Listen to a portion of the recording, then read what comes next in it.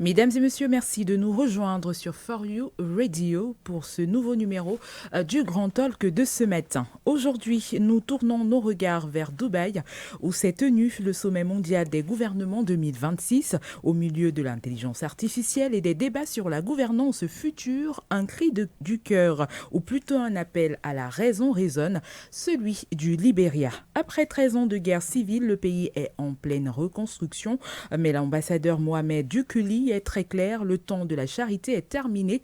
L'ambassadeur du Libéria a jeté un pavé dans la mare. Nous avons l'or, le diamant et l'uranium, mais nous ne voulons plus de votre charité. Donnez-nous de la technologie et des partenariats équitables.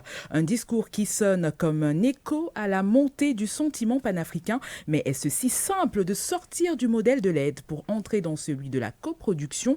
Comment transformer nos ressources sans se faire piller une nouvelle fois? Comment passer de l'exploitation coloniale à un partenariat gagnant-gagnant? Peut-on reconstruire une nation sans perdre sa souveraineté sur ses ressources? Nous en parlerons dans cette émission ce matin. De l'autre côté, c'est un virage à 180 degrés qui opère dans le ciel du Sahel. Après des mois de froid polaire et de bras de fer diplomatique, l'oncle Sam change de disque. L'administration Trump lance une opération séduction vers l'alliance des États du Sahel.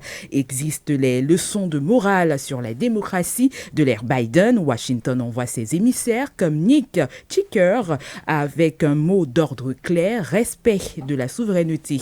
Le Mali, le Burkina Faso et le Niger sont-ils en train de devenir les nouveaux partenaires incontournables des États-Unis en Afrique de l'Ouest? Est-ce un réel respect mutuel ou une simple stratégie pour contrer l'influence d'autres puissances dans la région? Pour analyser ce séisme diplomatique ce matin, nous recevons Dr Essoussé qui est avec nous dans ce studio. Bonjour Dr Essoussé et bienvenue.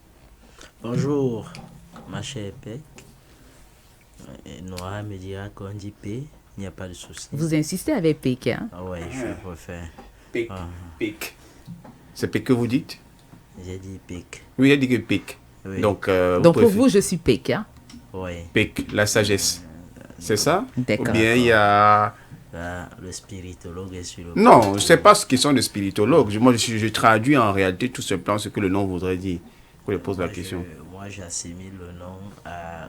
Vous avez Monsieur déjà donné Guadjela. l'explication ici, hein, dans Voilà, ce plateau. Monsieur Guadjela, Oui. celle qui s'est bien menée, n'est-ce pas, D'accord. coacher son plateau. Ah, donc vous êtes Pep. Ah, ok. Pep D'accord, ça va Guardiola. bien ce matin, Dr Pep. Essoussé. D'accord, je Pep. voudrais ici adresser tout mon fraternel salut, n'est-ce pas, à tous nos téléauditeurs et naturellement à Noah qui m'a pris la parole pour vous expliquer.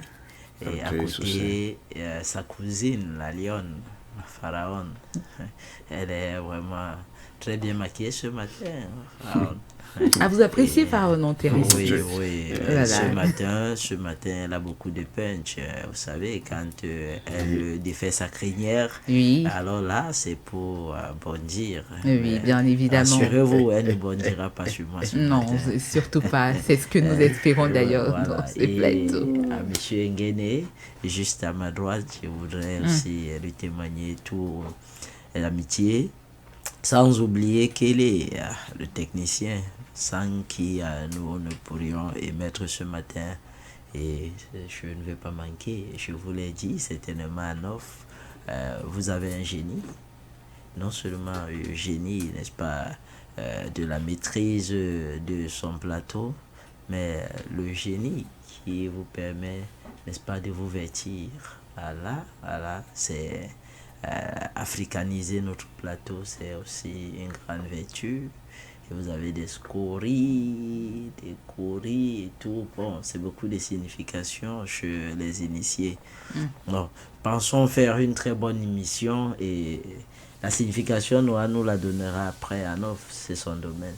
Fonnoira, bonjour. Bonjour. Bon, finalement, on avait préféré opter Miss P. Ça donne quand même une certaine éloquence. Oui, non, une grandeur. Non, je dis Miss à la fin parce que pour qu'il y ait quelque chose qui va. Donc, bonjour à ta personne. Je me permets de te tutoyer ce matin. Bonjour à Dr Essoussé. Donc nous deux, nous savons tout ce que l'autre pense de l'autre. Je crois que c'est assez largement important de pouvoir le dire. Bonjour à Pharaon Anteresis à mes côtés. Bonjour à Nguéné qui est droit devant moi. Et puis bonjour à Kélé ainsi qu'à ceux qui nous suivent. Parce que l'écoute est très importante. Ce matin, par exemple, je me suis rendu compte que celle qui est en charge de nos plateformes digitales, la directrice du digital, elle me faisait quelques messages de la part des téléspectateurs qui nous suivent et puis parfois des réactions qu'ils ont de nous. Donc c'est comme pour dire que leur égard, même si parfois peut être clivant, d'un fait que peut-être on a eu à traiter, je ne sais pas trop d'un sujet, ou bien peut-être un développement que Nguéné ici a dit ceci, ou bien peut-être l'Antécité a dit ça, mais leur apport, ce qu'ils regardent de nous au quotidien dans les productions que nous faisons, sont d'un point important, et ça fait du bien de savoir qu'on a une communauté qui est à la fois critique et à la fois aussi apprécie. Donc sans eux, nous ne sommes rien, comme dit souvent cet temps. Voilà, merci à vous, Fonwara, pour votre présence sur ce plateau. Également, juste à côté de vous, nous avons la pharaon Anteresis, la seule femme qui débat des débats panafricains, africains, nationaux, internationaux. Que dire encore d'elle? Bonjour, pharaon, et bienvenue. Bonjour Miss P. Chokran, de me permettre de discuter encore des questions africaines aujourd'hui, surtout en face d'une sommité comme le docteur Issoussé, qui n'a de cesse de me taquiner. Mais bon, c'est super sympa. J'aime bien quand il est là. C'est le mois de l'amour. Hein. On ne témoigne pas seulement de l'amour à son conjoint, mais aussi aux personnes qu'on côtoie quotidiennement. Oui, tu sais, Miss P, les actes parlent plus fort que les mots. Les actes crient encore plus fort que les mots. Donc, je n'ai pas besoin de rappeler au docteur Issoussé combien j'ai de l'amitié, de l'admiration et de l'affection pour lui. Il me semble que ça transpire par tous les pores de ma peau. D'accord. Et bonjour à toi. Tu es magnifique, comme toujours. Merci. Je t'en prie. Pharaon. Je rougis déjà avec toutes vos appréciations, du moins. J'espère que Nguéné ne va pas faire l'unanimité, en tout cas. Nguéné, bonjour et bienvenue. Merci. Jolie, P, bonjour à vous. Vous allez bien, monsieur Nguéné? Vous êtes bien réveillé ce matin? Oui, très bien. Très en forme. C'est demandé, ouais. Je suis en forme. Bonjour également à tous les autres, ceux qui sont avec moi sur le plateau. C'est un plaisir d'être là. Ça serait un crime pour moi de ne pas dire bonjour à tous les téléauditeurs, tous les auditeurs qui nous écoutent également actuellement. Vous êtes un peu timide ce matin, ça me fait m'inquiéter par rapport au sujet qui sera abordé sur le point de l'actualité. Oui, bien évidemment, même avec votre regard, on a l'impression que les thématiques de tout à l'heure vont nous plonger dans un deuil extrême. Hein. Non, je préfère réserver cela pour la présentation, bien évidemment, des thématiques. D'accord, on va parler de quoi ce soir sur le point sur l'actualité? Nous reviendrons sur un accord de coopération qui n'a pas encore été paraphé, qui pourrait être ratifié par le Parlement kényan et qui devrait, en cas d'implémentation, redéfinir bien évidemment les rapports de force du côté de l'Afrique de l'Est. Alors, de quoi s'agit-il précisément? Je reviens ce matin avec l'annonce de la signature imminente d'un accord de coopération militaire entre la France et le Kenya. Après avoir été poussé vers la sortie dans plusieurs pays francophones, la France donc revient et compte aujourd'hui renouer avec notamment les pays de l'Afrique dite anglophone, le Kenya au premier plan, puisque dans cette nouvelle stratégie de la France, on constate que ces derniers mois, le président français s'est considérablement rapproché à la fois du Nigeria, mais également du Kenya. La preuve, le prochain sommet Afrique-France se tiendra au mois de mai, bien évidemment du côté du Kenya. Alors, l'accord en lui-même devrait être signé, mais ce qu'il faut déjà relever, c'est que les premiers signaux avaient déjà été lancés en octobre 2025 par l'ambassadeur Arnaud Souke et le ministre, ou du moins la ministre kenyane de la Défense, Soipan Tuya, avec notamment la signature déjà d'un protocole allant justement dans ce sens-là, selon les révélations qui ont été faites par nos confrères d'Africa Intelligence. Le texte prévoit notamment un encadrement militaire des échanges de renseignements, une coopération maritime ainsi qu'un appui aux opérations de maintien de la paix du côté du Kenya, sans toutefois oublier le volet formation, puisque la France devrait bien évidemment contribuer à la formation des forces armées kenyanes dans leur mission, celle bien évidemment de lutter contre l'insécurité maritime. Donc voilà, de façon générale, les principales articulations de cet accord qui n'a pas encore officiellement, je le rappelle, été ratifié par le Parlement kenyan, mais je pense que ça le sera dans les tout prochains jours.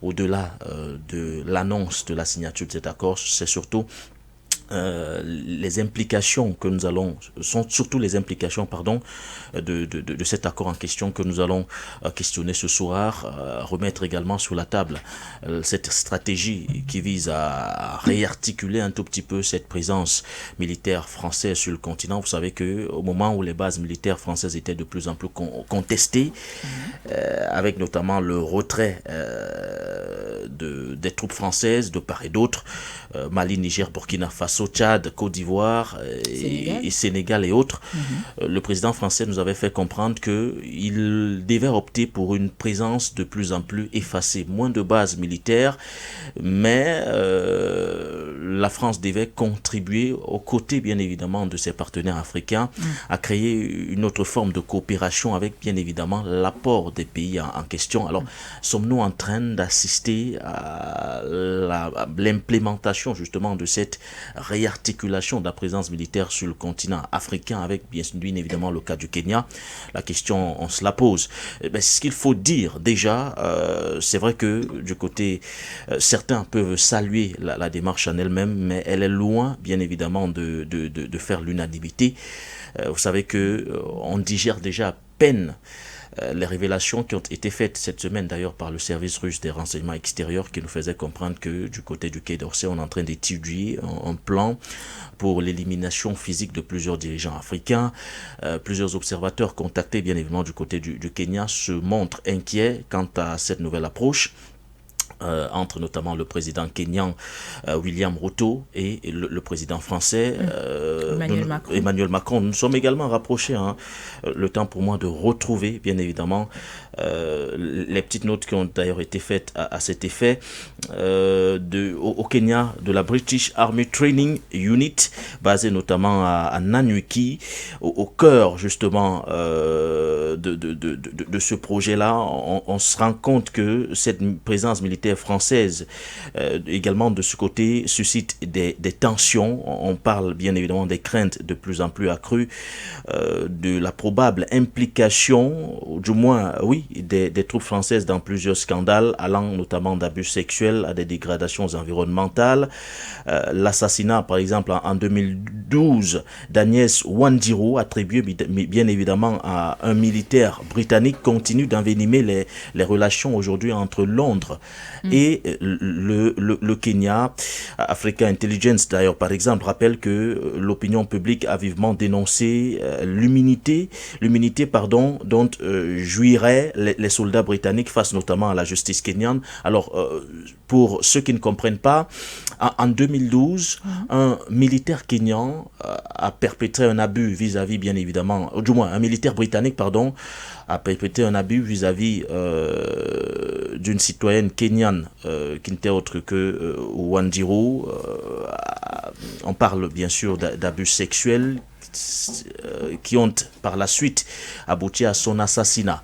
Et ce qui a créé la stupéfaction, c'est que quand on a parcouru l'accord qui avait été passé entre Londres et le Kenya concernant la présence militaire britannique sur le territoire kenyan, on s'est rendu compte que en réalité, il était mentionné que peu importe les abus qui sont perpétrés sur le territoire kenyan, les soldats britanniques ne peuvent pas être jugés du côté du Kenya. Donc le dossier s'enlise aujourd'hui au point où la famille de Wanjiru exige, je veux dire quoi, justice, pendant que Londres de son côté ne l'entend pas de cette oreille. Alors, partant déjà de cette très mauvaise expérience avec la présence de soldats britanniques sur le terrain, on ne saurait concevoir aujourd'hui qu'on nous parle d'un autre accord de coopération militaire, cette fois avec la France, parce que du côté du Kenya, plusieurs organisations de la société civile estiment que la présence militaire occidentale, même si elle change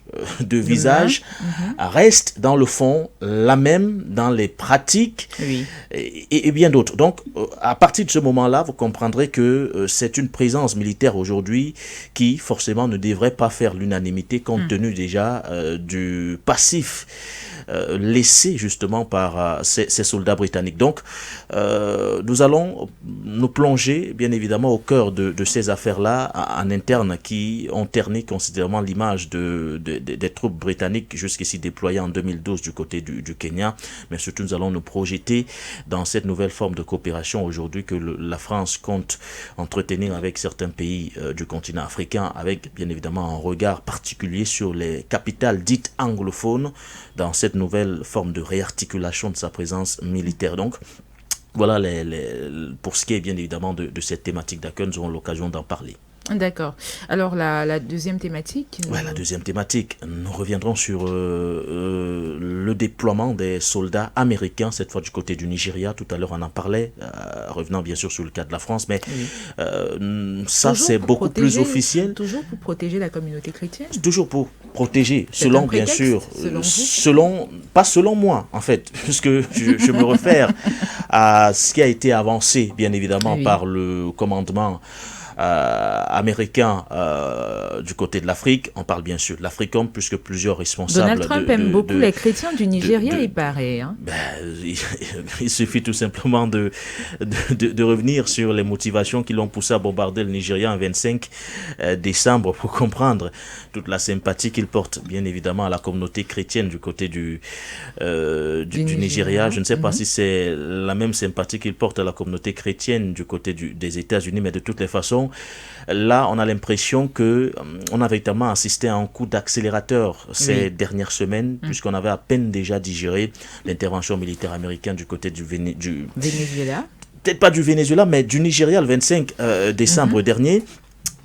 Qu'on nous a parlé dans la foulée du renforcement de cette relation de coopération militaire et juste après le renforcement de la coopération militaire avec bien évidemment la livraison de quelques équipements militaires à Abuja, là on nous parle déjà du déploiement d'un premier contingent de soldats américains du côté du Nigeria. Alors, ça fait tellement parler aujourd'hui qu'on n'arrive toujours pas à comprendre. C'est vrai que quand on revient sur les raisons qui sont avancées, le département, du moins le ministère de la Défense, vous savez qu'on l'a rebaptisé de concert avec Africom, vous disent que de façon générale, l'objectif de ces soldats américains, c'est bien évidemment de contribuer à enrayer la menace terroriste aux côtés des forces armées nigérianes.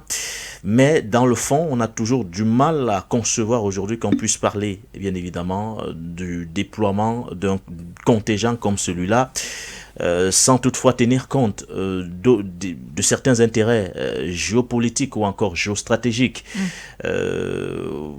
Vous conviendrez bien évidemment avec moi que l'intervention militaire américaine déjà du côté du Nigeria a suscité une véritable controverse autour bien évidemment de ce que Donald Trump avait qualifié de protection, présumée protection à la communauté chrétienne, d'autant plus que quand on revient sur la version officielle qui a été communiquée par Abuja, on nous a fait comprendre qu'effectivement la menace est réelle, mais elle ne vise pas que la communauté chrétienne, même les musulmans sont bien évidemment attaqués du côté du Nigeria, c'est-à-dire que le gouvernement reconnaît déjà qu'il y a une menace sécuritaire qui est bien réelle et bien présente, mais la réduire à la communauté chrétienne serait un tout petit peu ignorer le problème de façon générale. Alors, les questions qu'on se pose aujourd'hui sont légitimes. C'est vrai qu'on ne l'a pas clairement spécifié. Africom ne l'a pas spécifié.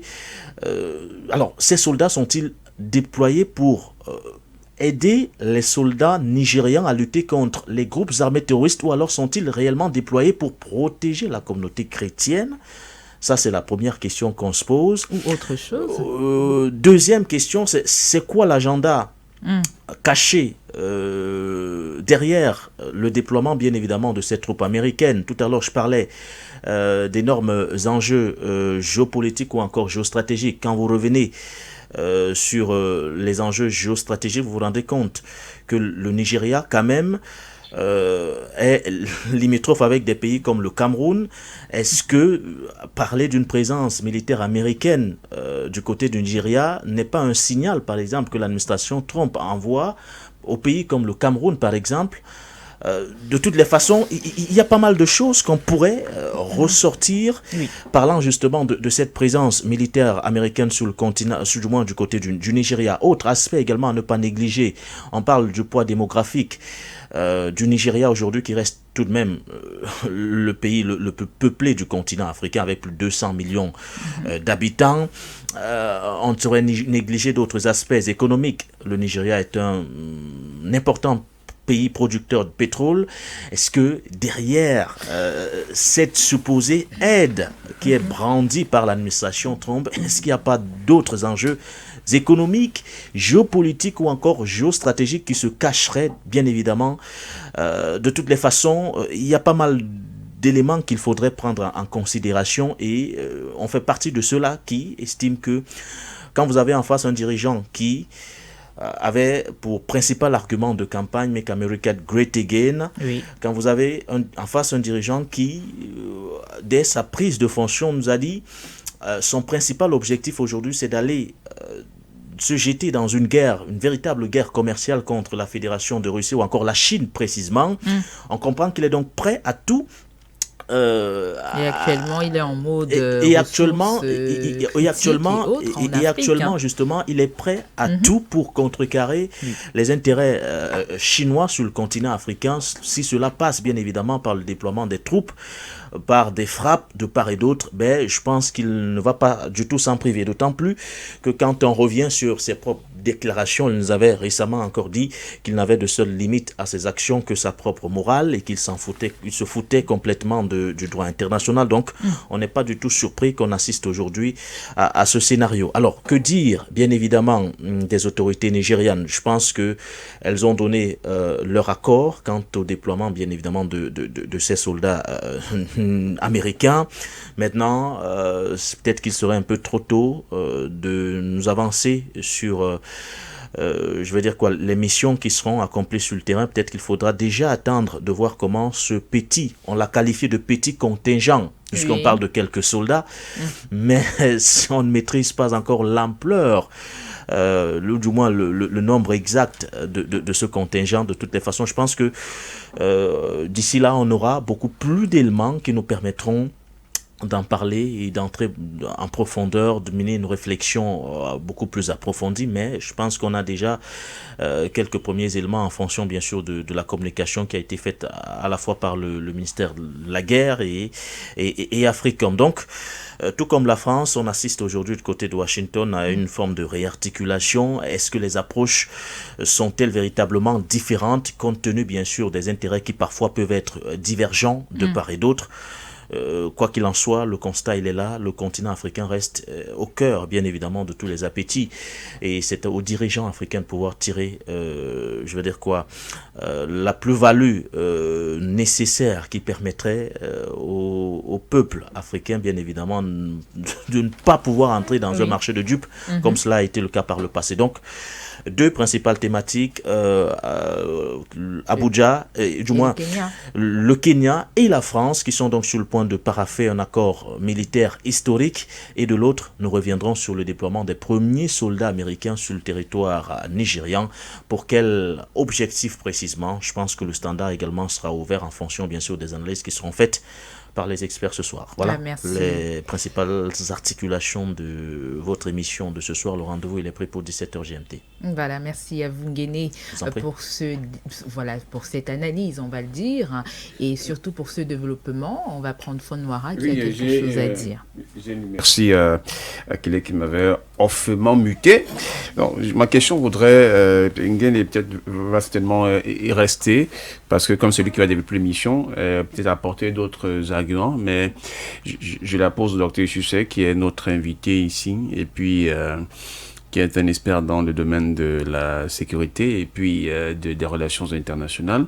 Alors, Nguyen a, dans son développement, on parlait tout à l'heure lorsqu'il s'agissait notamment de la probable coopération, du moins de ce rapprochement-là entre le Kenya et la France, et que cela inquiétait davantage avec les renseignements pris récemment par la Russie, mais également aussi ce qui aurait été fait là-bas préalablement. Cependant, donc, le rapprochement de la France et les pays de l'Afrique, en fait, les pays anglophones d'Afrique, je crois savoir, sauf si je me trompe, et si je me trompe sur le plateau, on aura l'occasion de pouvoir me ramener, mais il est comme indiqué que le sommet France-Afrique ou Afrique-France est près de 2026, devrait se tenir du côté du Rwanda. Et le Rwanda, du Kenya, voilà, merci justement. Donc, cela démontre encore davantage comme si aujourd'hui, le Kenya est devenu une sorte de, je ne vais pas dire de berceau, mais c'est devenu la nouvelle capitale, pour ne pas dire la nouvelle base sur laquelle la France est en train de vouloir justement se rapprocher, ce pivot-là. Est-ce que c'est justement juste un simple changement de stratégie parce que les pays d'Afrique francophone ont dit que non, on a été trop embastillés, on a trop pillé notre sous-sol, ou alors il s'agit véritablement derrière d'un projet qui vise cette fois-ci maintenant à prendre l'Afrique d'un autre côté pour le mettre à mal dans la nouvelle ligne qu'elle est en train de vouloir prendre.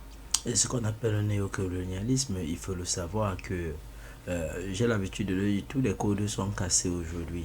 Vous voyez, tous les codes qui régissent du droit international en matière de coopération et de relations internationales sont cassés. C'est-à-dire qu'il n'était pas par le passé très permis pour un pays, par exemple du précaré du Commonwealth, n'est-ce pas? Il n'était pas... je vous excuse, j'ai beaucoup de chats dans la gorge. Donc, il n'était pas prévu par le passé pour un pays du Commonwealth d'entretenir des relations trop étroites avec la francophonie et vice-versa. Mais vous voyez, depuis un temps, les codes ont été cassés. Vous avez par exemple ce Rwanda qui a décidé de partir, n'est-ce pas, de la francophonie pour rejoindre le Commonwealth après la triste période. Vous avez le Gabon. Vous avez le Gabon ici à côté de nous qui est entré dans le Commonwealth et trouve plus de comptes et est en train de menacer sortir complètement de la francophonie, encore que l'Assemblée nationale a voté la loi qui permet de sortir désormais de la francophonie. Donc ne soyez pas surpris. Et cette entrée et ces relations ont fait en sorte que les États-Unis sont arrivés au Gabon. Et ils ont des accords aujourd'hui très sérieux qui mettent la France un peu en position indélicate. Alors la France en retour, quand vous voyez les tensions qui existent aujourd'hui entre l'Europe et les États-Unis, notamment entre la France et les États-Unis, la France peut se dire, je peux aussi entrer dans les États qui sont du précaré anglophone et quitte à ce que eux qui ne m'ont pas connu historiquement, ma méchanceté historique, je peux aller renégocier question de me repositionner parce que tous ceux du précaré francophone, on connaît déjà, bien que je change de veste, on sait déjà que vraiment le loup reste méchant pour la brebis. Donc il faut aller vers ceux qui ne m'ont pas connu dans la colonisation. Peut-être eux, ils peuvent m'ouvrir les portes et stratégiquement organiser dans le sommet de la francophonie, ou alors je vais dire le sommet France-Afrique, pour une des rares fois dans un pays du précaré anglophone qu'est le Kenya. Donc c'est le repositionnement. C'est pour ça qu'on dit aujourd'hui que les cartes sur le plan géopolitique et géostratégie, et Nguyen revenait là-dessus, sont en train de bouger et chacun essaie de se repositionner. Hier, celui qui avait une passerelle, c'est-à-dire qui avait des émissaires, aujourd'hui, lui, va directement au taquet, à l'abordage. Parce que quand vous prenez par exemple les États-Unis n'entraient pas férocement en Afrique. Ils avaient leur passerelle qui était la France et l'Angleterre. C'est-à-dire que tout cas, tu voulais traiter, ils se servaient de... Mais vous voyez qu'aujourd'hui, les États-Unis entrent en Afrique personnellement, signent des accords directs, tout en mettant en touche la France et l'Angleterre. Donc, c'est ce repositionnement-là. Mais je dis, c'est ça le monde. Le monde, c'est comme un match de football qui est un coach. Lorsque la méthode ou alors la tactique la stratégie a été donnée et que sur le terrain, un ancien capitaine des Lions indomptables, en la personne de Rigobert, on disait souvent que sur le terrain, il disait le quota dit pour lui, nous disons pour nous. C'est-à-dire, sur le terrain, on réadapte le jeu en fonction, n'est-ce pas, de ce que l'adversaire nous sert. Alors, c'est un peu ça aujourd'hui dans les relations internationales. Tout a chamboulé. Les États impérialistes, les États forts essaient de réadapter les stratégies en fonction de ce que, n'est-ce pas, l'Afrique, notamment les États faibles, essayent de proposer. Donc voilà un peu ce qui se passe.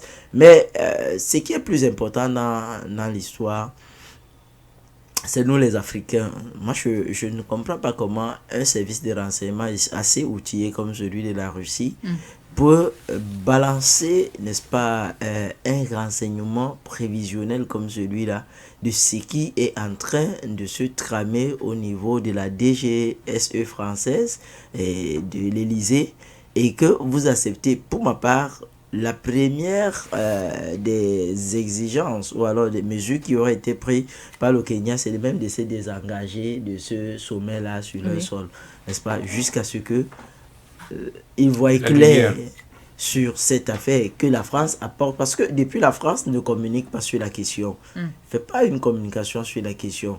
Peut-être ils ont peur, peut-être c'est comme la Russie peut aussi le sortir, pas parce que vraiment c'est vrai, mais aujourd'hui c'est la guerre de la communication pour déstabiliser, n'est-ce pas, la France. Déstabiliser comment? C'est-à-dire que continuer à pourrir davantage les relations avec les États africains. Vous voyez un peu? Non, c'est à la France de nous dire la lumière et ce serait à la Russie d'apporter, n'est-ce pas, les preuves. Parce que la preuve incombe à celui qui allègue le fait du point de vue, n'est-ce pas, du droit. Donc moi je... Sur cet aspect, je ne vous coupe pas. Donc c'est peut-être c'est pour apporter quelque chose en plus. En fait, c'est généralement pourquoi on parle tous les jours sur les antennes For You Media Africa de l'unité politique du continent. C'est-à-dire que si on était véritablement unis, quand il y a des révélations comme celles qui ont été faites par le service russe de renseignement extérieur, on devait adopter tous une position commune et peut-être... Et à demander des comptes à la France. Oui, et exiger des explications ou encore des comptes à la France. Aujourd'hui, le constat qui est fait, c'est que chacun, entre guillemets, va prêcher pour sa propre chapelle.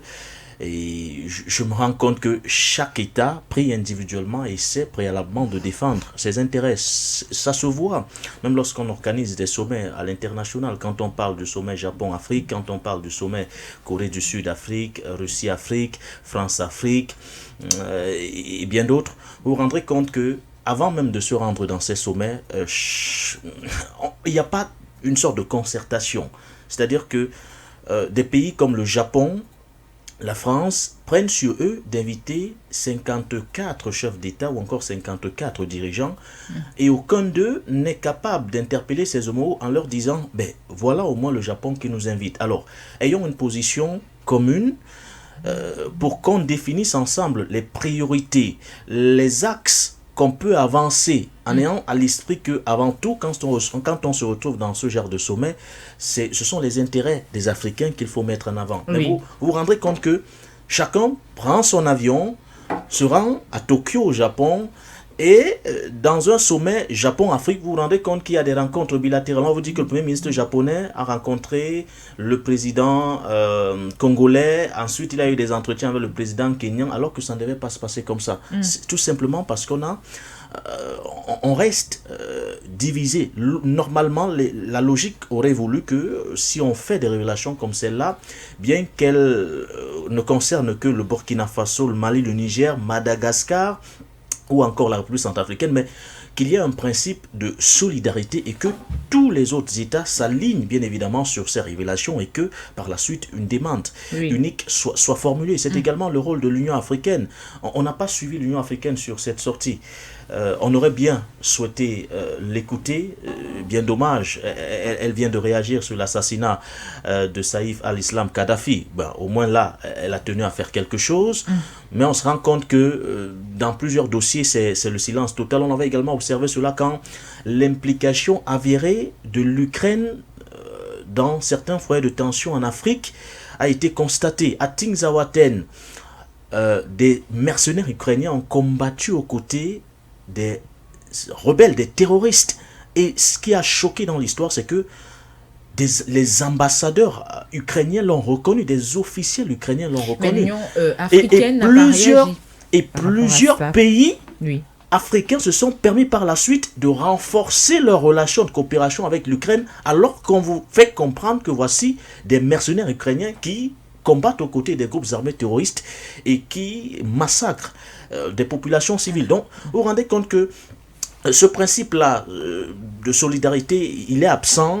On est encore très loin de cette unité politique qu'on vante tous les jours sur les antennes For You Media Africa. Et quand on est incapable d'afficher, et quand on est incapable d'afficher une position commune, je pense qu'on va toujours assister à ces, à ces scénarios-là, docteur Issousé, où chacun, ou du moins, on aura des révélations aussi graves que celle-là, et personne ne pourra réagir si ce n'est bien sûr là. J'imagine que ce qui s'est dit dans d'autres pays africains, ben, ça ne nous concerne pas. On peut renverser le professeur Faustin Akange Touadéra quand on veut, on peut renverser le président Michael Randraïna quand on veut. Il y a un manque de solidarité, trop d'individualisme. Oui, mais c'est malheureusement c'est la triste réalité en fait. Voilà.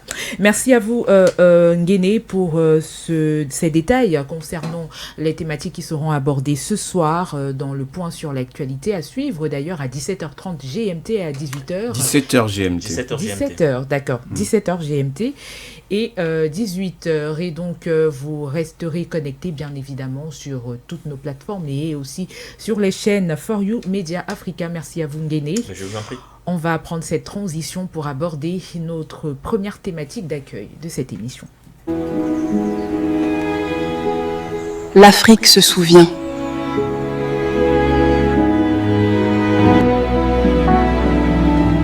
L'Afrique se souvient. Elle célèbre ses talents.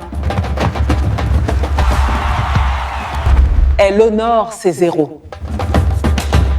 Leader, jeunesse, diaspora. Un même continent.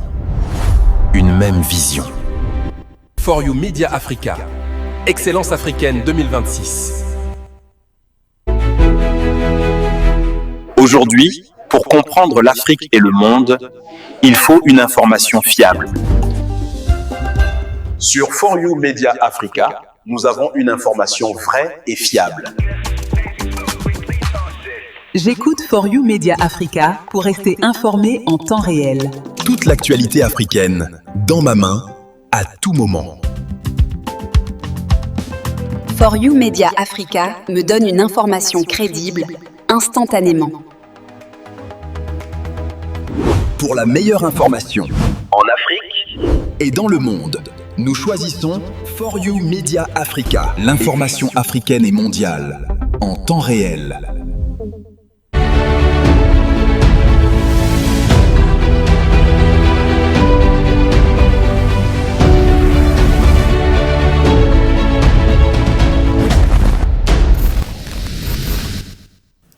Certainement, vous avez eu à remarquer que sur les réseaux sociaux, les émissions de For You Media Africa n'ont pas été diffusées depuis ce matin. Eh bien, c'est en raison d'un acte de malveillance informatique qui a paralysé les systèmes de For You Media Africa. Et bien évidemment, nos programmes sont momentanément interrompus. Donc, nos techniciens sont à pied d'œuvre, voilà, donc pour qu'il y ait une reprise rapide de nos antennes. Donc, malheureusement, vous ne pourrez pas réagir, voilà, donc sur les réseaux sociaux, mais néanmoins le standard est ouvert par téléphone, par message également. Vous pouvez nous écrire au 671 77 24 11 ou encore au 687 88 32 25 pour donner votre avis concernant les thématiques qui seront abordées ce matin. Eh bien, aujourd'hui, nous nous arrêtons du côté du Libéria pour commencer le débat de de ce jour. Eh bien, le Libéria est un pays, on va le dire, qui est encore marqué par plus d'une décennie de guerre civile. Les autorités veulent tourner la page de la dépendance à l'aide extérieure. Et bien évidemment, à Dubaï, lors du sommet mondial des gouvernements 2026, l'ambassadeur libérien Mohamed Dukuli a lancé un message clair. Son pays ne cherche plus des aides, mais des partenariats économiques solides pour exploiter ses richesses minières, diamants, or, uranium, bauxite et encore cuivre. On va rappeler que le Libéria dispose d'importantes ressources, mais manque encore de technologie et d'investissement pour les valoriser pleinement. Alors, l'Afrique peut-elle redéfinir ses relations économiques avec le reste du monde? Est-ce que les partenariats annoncés peuvent-ils réellement garantir un développement durable et équitable? C'est ce que nous allons aborder pour cet accueil en première partie de cette émission ce matin avec vous, Dr Issousset, avec la Pharaon Antérissis, avec Fun Noira. Et d'ailleurs, je vais commencer par vous, Dr Issousset. J'ai parlé d'ailleurs du discours de l'ambassadeur libérien qui ne demande pas d'aide. Il propose plutôt des affaires, diamants, or, uranium, bauxite. On sait très bien que le Libéria est riche en ses ressources. Et d'ailleurs, le sous-sol est une mine d'or technologique, mais toujours est-il qu'il manque la technologie pour l'extraire de manière juste. Alors, la question ce matin est de savoir, Dr Issousset, est-ce que selon vous, Mohamed Dukuli, on va dire, l'ambassadeur libérien, exprime une réelle volonté politique ou est-ce une posture diplomatique qui vise à attirer les investisseurs de Dubaï? C'est déjà de savoir, est-ce que ce qu'il a dit, c'est sa position personnelle ou c'est la position de l'État? C'est la position du gouvernement de l'État, puisqu'il représente le gouvernement libérien du côté de Dubaï. Lorsque diplomatiquement vous représentez un État, vous avez un périmètre qui vous permet de donner parfois vos positions, n'est-ce pas, mais qui ne sont pas en opposé, n'est-ce pas, de la position du gouvernement. Parce qu'il me souvient qu'il y a quelque temps, l'année dernière notamment, le président libérien était parmi les chefs d'État qui sont allés tourner un montage théâtral aux États-Unis, je crois bien. Oui. Et c'est lui qui parlait très bien au point où Donald Trump apprécié son accent. Où il avait appris à parler anglais. Vous voyez un peu. Donc, le chef d'État l'année dernière a tourné la dernière série de la comédie diplomatique. Vous appelez ça comédie diplomatique? D'accord. Il n'était pas là-bas. Il était non. Il était là. Il avait même tellement bien parlé au point d'avoir ébloui M. Trump. On a demandé où est-ce qu'il a appris à parler l'anglais. Parce que M. Trump avait souvenance de ce que le Libéria est le seul État, naturellement, avec l'Éthiopie, qui n'a pas connu de colonisation. Parce que simplement pour l'Éthiopie, Ménélique II avait opposé une farouche résistance à la pénétration européenne, au point où ils ont essuyé vraiment un échec cuisant. Mais l'Éthiopie n'a pas eu, n'est-ce pas, de conquête, n'est-ce pas, ou encore moins de résistance, parce qu'il faut dire que, il veut dire le Libéria, il faut dire que le Libéria était un État, je crois, en 1822, si j'ai bonne mémoire, c'est en 1822 ou 1817, un truc comme ça, que cet État ce territoire est connu, est peuplé, si on va dire ça, parce que les esclaves qui étaient noirs, n'est-ce pas, qui étaient embastillés dans l'esclavage et qui avaient été affranchis aux États-Unis, pour les distinguer de ceux qui n'étaient pas encore affranchis, il fallait trouver donc une terre où il fallait, n'est-ce pas, les reverser. Voilà comment on avait trouvé cet espace-là, ce territoire où on les adore. C'est un territoire où des gens ont des réminiscences, ont des gemmes de l'esclavage, il faut le dire. Et pour ceux-là, c'est-à-dire les impérialistes, c'est nous qui pensons qu'ils n'ont pas été colonisé, ça veut dire que c'est un territoire libre. Et naturellement, on dit c'est les deux territoires qui ont acquis naturellement leur indépendance, mais que non, c'est un territoire qui est peuplé, n'est-ce pas, par des esclaves. Et ces esclaves comprenaient la charte de l'esclavage. Des États-Unis. Effectivement, la charte de l'esclavage, quoi qu'ils étaient affranchis, ils étaient conditionnés, n'est-ce pas? Ils avaient un mode de vie qui était imposé, n'est-ce pas, par leurs maîtres et autres. Ça fait en sorte que jusqu'aujourd'hui, vous vous rendez compte que voilà. Donc, et ils n'avaient pas choisi ces territoires-là. Je préfère qu'on parle du territoire parce que en réalité, la nomenclature, là, c'est les gars là qui nous ont donné cette nomenclature. C'est ce qui peut même justifier l'interrogation de monsieur Nguéné tout à l'heure, n'est-ce pas, sur l'unité même de l'Afrique. À partir du moment où ceux-là nous ont piégés dans des nomenclatures, on a dit Cameroun, Rio dos Camarouès, c'est-à-dire on a découvert les crevettes hier et puis on a appelé Rio dos, c'était en 1472 quand les Portugais arrivaient.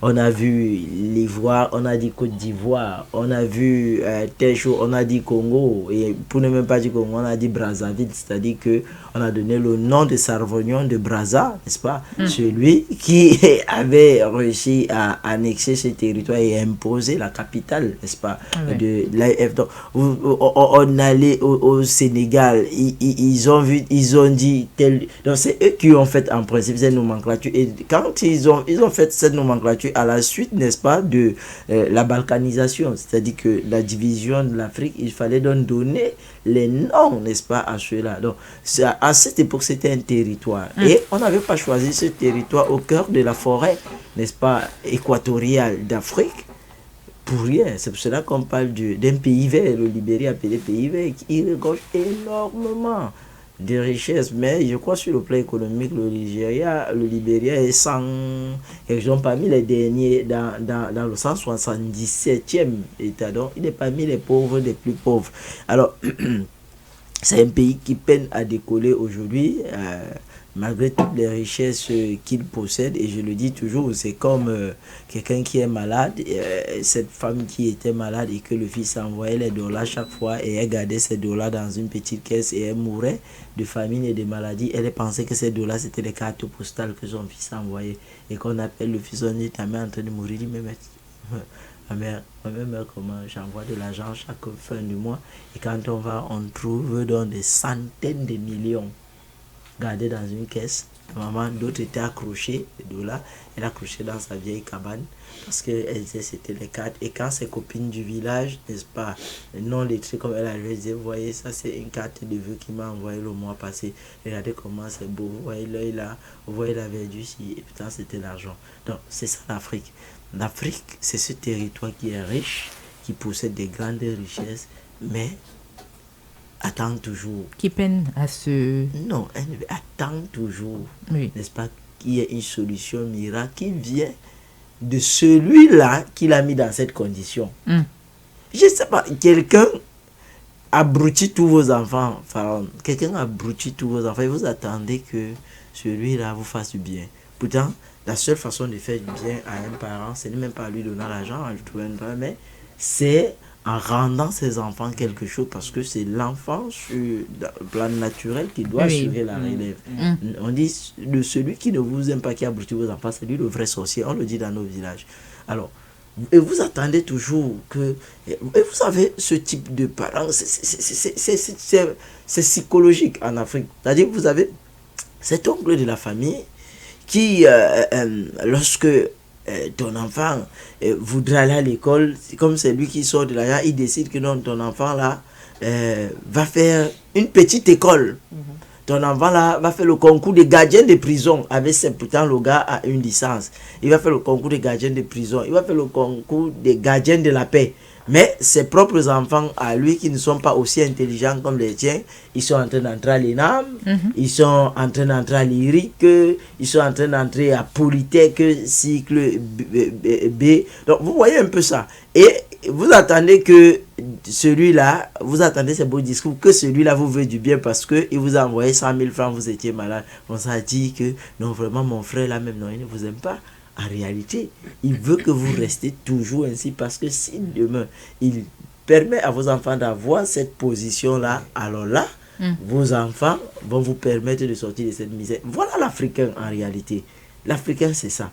Donc, au quotidien, c'est pour ça que j'ai dit, ces gens ont réussi leur jeu. Pourquoi? Parce que quand ils sont arrivés en Afrique, ils ont retiré complètement, sorti l'Africain complètement de son essence. Oui. À partir de là, donc, tout ce que celui-là est allé dire, moi je prends le problème plus loin, hein, parce que on pourrait déboucher tout ce qu'il allait bavarder en Arabie Saoudite, là, qu'ils ne veulent plus, ils ne veulent plus, ils ne veulent plus. Je le dis, nous encourageons les actes qui vont dans ce sens d'arracher notre souveraineté, mais on pourra faire 100 ans dans cette lutte, on n'aura jamais notre pleine souveraineté, même dans l'AES. Okay. Pourquoi? Je vous prends un simple élément. Qui s'est développé dans ce monde avec une autre culture? La culture, n'est-ce pas, laisse apparaître 3 éléments fondamentaux, n'est-ce pas, qui fondent la culture. La langue, le premier élément. Deuxième élément, le mode de vie. Et puis, les traditions. Traditions, coutumes et autres. Mais, alors, vous voulez vous développer quand vous avez encore une langue d'emprunt? Quand nous avons encore la langue d'emprunt, nous allons développer avec quoi? Quand nous portons encore les patronymes, disons ça ainsi, d'emprunt, nous allons nous développer comment? Quand nous avons une culture d'emprunt, les religions importées, le développement c'est sur la base. Et même la culture aussi. Oui, mais c'est tout ça qui donne dans la culture, c'est-à-dire une culture d'emprunt. Je le disais hier dans un média, on a changé une histoire. En fait, les Congolais ont fait un truc là par Globos, je crois du 27 au 28 ou du 28 au 29 janvier, là, vous avez suivi cette histoire où il y a eu des prix qui ont été remis, il faut amener les jeunes Congolais à la lecture et qu'on sort. Et alors je disais à un journaliste congolais, quand vous le faites par quel moyen? C'est-à-dire que ils vont lire par quel moyen? Le véhicule qui leur permet de dire c'est toujours le français. Et vous êtes en train de parler de souveraineté. Et vous étudiez la langue d'une autre personne. Ça devient... Quand vous étudiez ces choses au fond, parce que les pères fondateurs qui ont commencé cette lutte, leur lutte était de sortir complètement de tous les engins, n'est-ce pas, de ces véhicules des colons, pour nous approprier en réalité de notre culture. Parce que ce n'est que par là que nous pourrions imposer notre modèle. Je prends un exemple. Du jour au lendemain, on disait par exemple que la langue officielle au Cameroun, je prends un exemple, on dit c'est le Bassa, c'est le Douala, c'est le Fofoudé, c'est le Bafia, je ne sais pas trop. Une langue locale, ça va permettre à ce qu'il y ait des recherches pour enrichir notre langue. Pourquoi? Parce que quand vous prenez le français... Comme c'est le cas au Congo avec le Lingala. Oui, ils ont dit le Lingala et une autre langue sera. Même pour ma part, ce n'est pas que ça sera parce que ça sera toujours comme une langue seconde. Non, le Lingala doit être la langue nationale. Point. Vous voyez un peu. Parce que regardez même les systèmes de monnaie binaire. On vous dit non, vous avez le Naira, mais vous avez le dollar. Et la monnaie même qui est votre monnaie, qui doit être une monnaie forte, c'est elle qui est la seconde monnaie. N'est-ce pas? C'est l'autre monnaie qui est forte. Donc le Lingala, quand on dit langue officielle au Congo, on ne met pas Lingala. On met français et on dit Lingala, on dit langue nationale. Vous voyez un peu. Donc ça devient compliqué. À partir du moment, je vous prends un exemple. Lorsque j'arrive dans un bureau, nous tous nous le vivons, j'arrive dans un bureau, je suis d'expression par exemple française et que je trouve un anglophone, il commence à me parler l'anglais. C'est moi qui fais les efforts de le comprendre parce que c'est moi qui est demandeur. Lui, parfois même, je raconte mes choses là, lui, il dit que mon ami, tu es en train de me perdre le temps. Et vice versa, un anglophone arrive. Vous voyez, quand vous allez dans un village, je vais prendre un autre exemple. Vous connaissez cette histoire de cet enfant qui ne comprenait pas les mathématiques. On lui expliquait les mathématiques. C'est le professeur Tapé qui a toujours raconté cette histoire-là à Goubera. Et elle m'intéresse très bien. On a toujours tout fait pour qu'il comprenne les mathématiques. L'enseignant avait dit qu'il est le plus broncoff des mathématiques. Alors, l'enseignant s'est dit, mais tiens, attends. C'est un véhicule importé. Je vais un peu essayer de lui parler des mathématiques en sa langue locale. Alors, mais cet enfant est devenu très brillant et a eu tous les prix de mathématiques à la suite. Tu vois un peu? Moi, j'ai fait le Nord. Vous voyez pourquoi les tout pourris sont les plus sages dans le Grand Nord. Et en mathématiques, vous ne venez pas mal. Parce que nous amusions toujours. Lorsque vous apprenez, dès que vous entrez dans les groupes d'études, les gars se taisent. Ils commencent à faire la mathématique à tout pourri. Vous entendez, ils s'embaillent, opération papillon long. Donc, ils commencent à dire des choses, mais ils se comprennent. Pourquoi il y a un désintérêt, par exemple, pour l'école dans nos zones rurales? Parce que quand l'enfant vient, on commence à lui parler les histoires des blancs. Même la grand-mère au village, quand tu parles français, il te dit que ton truc des blancs là, vous voyez un peu. Mais imaginez-vous un seul instant, certains instituteurs et enseignants qui réussissent dans les zones rurales, en les matières, c'est qu'ils réussissent à parler parfois la langue locale. La langue locale, et ça suscite un intérêt parce qu'on dit, ah tiens, même quand vous allez dans ces zones, vous voulez un service, dès que vous parlez la langue locale, on vous prête attention. Dès que vous parlez votre histoire là, on dit que dis donc, où tu veux nous agresser ou c'est quoi. Donc c'est pour vous dire que la langue est un moyen, même à la maison, lorsque vous parlez la langue à l'enfant, il y a plus d'intimité, il sent plus d'intimité. Vous voyez un peu. Mais regardez comment on nous a piégés. Regardez à la maison. Appelez votre enfant Essoussé. Dès que tu dis Essoussé, il pense que c'est très sérieux. Dès que tu dis Joseph, il sait que c'est amical. On allait jusqu'à nous faire croire que c'est les histoires qui nous ont ajoutées, qui sont, nous qui sommes enseignants. Si je dis à un enfant en classe, là, je dis Pharaon, elle se sent plus, oui, docteur. Mais si j'appelle par le nom, oui, ça devient plus formel. Ça devient plus formel. Et donc, ça devient sérieux, ça devient plus solennel. Donc, vous voyez comment alors ils nous ont piégés. Ça ne devrait pas. C'est pour ça que j'ai dit donc, il y a intérêt à refaire notre identité. Et on ne peut pas refaire notre identité sans refaire la culture. On ne peut pas refaire notre identité. Aujourd'hui, on a mis dans la tête de tous nos enfants, peut-être la génération qui a été sauvée un peu, n'est-ce pas? C'est la nôtre aussi. Mais ceux qui viennent après nous, on les a dit complètement que le village est synonyme de la sorcellerie. Bien sûr.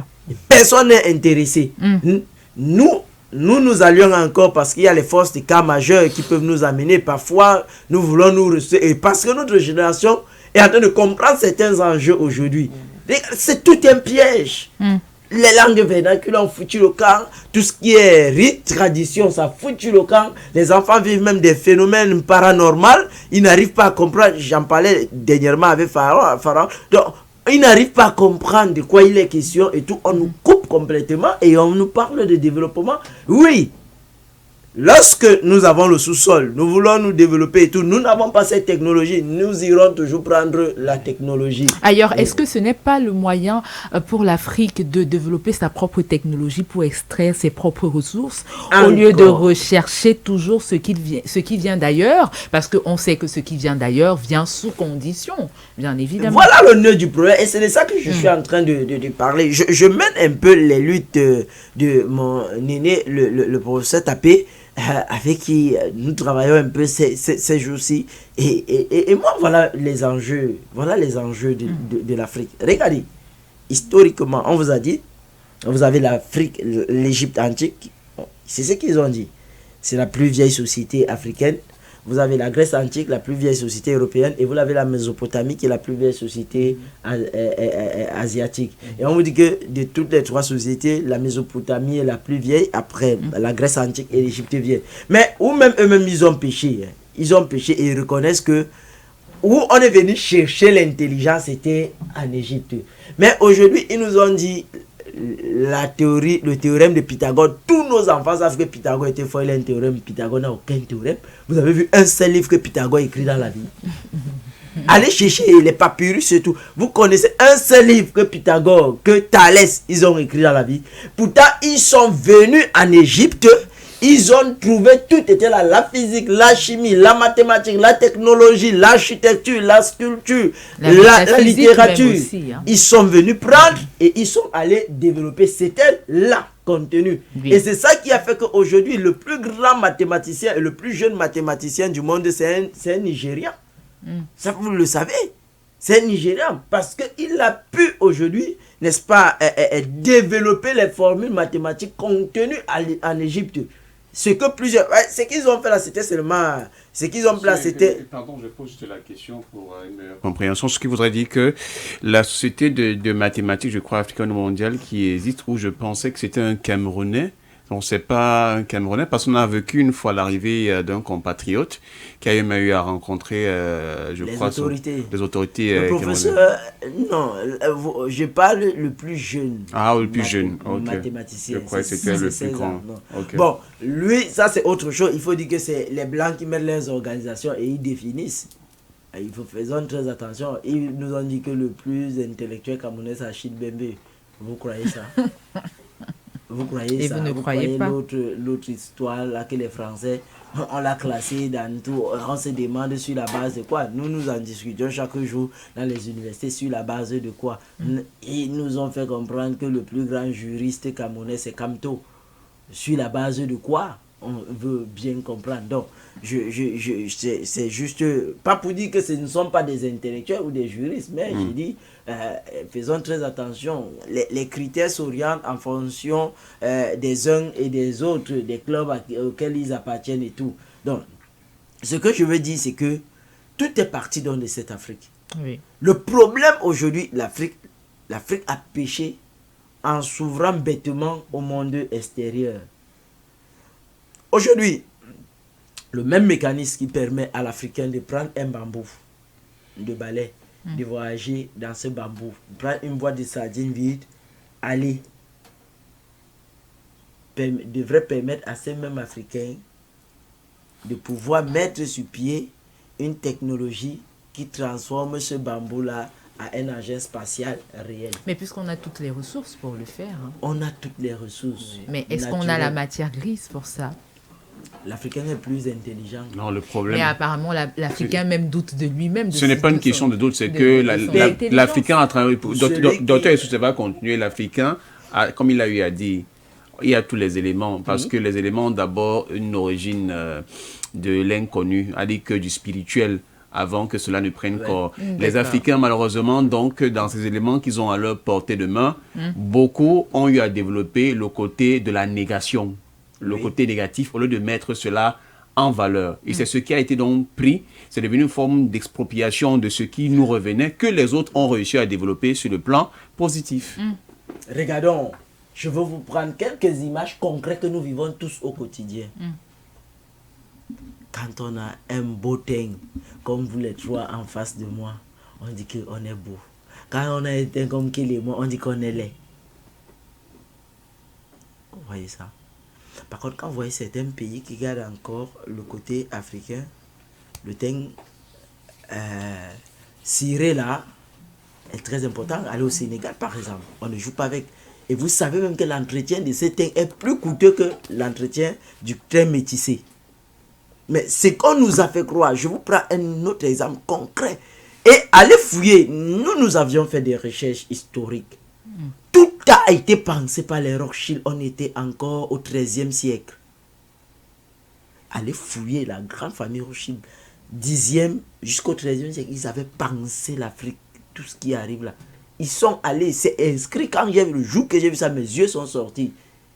Qu'à partir du 19e, 20e, 21e siècle, nous allons promouvoir la femme en Afrique.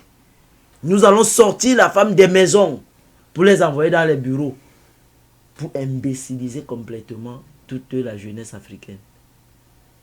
Parce qu'on connaît le rôle de la femme en Afrique. On sait que dans tout, même dans nos secteurs africains, la femme joue un rôle très important. C'est la matrice en Afrique. Ça, c'est vrai.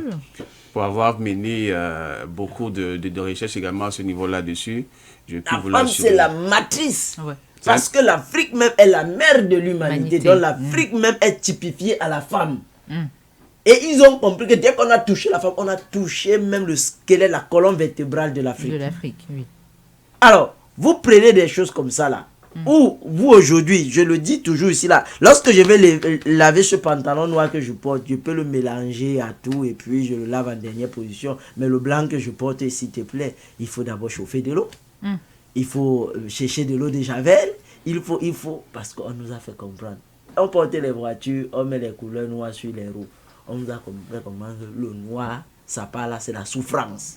On est parti de là. On est parti de là. Donc, Et ces gars ont piégé les Africains au point où j'ai dit c'est inscrit dans l'ADN, parfois qu'on le veut ou pas. Aujourd'hui, lorsqu'on rencontre quelqu'un qui porte la couleur blanche là, on a un respect. Putain, on les rencontre dans nos entreprises, c'est des idiots.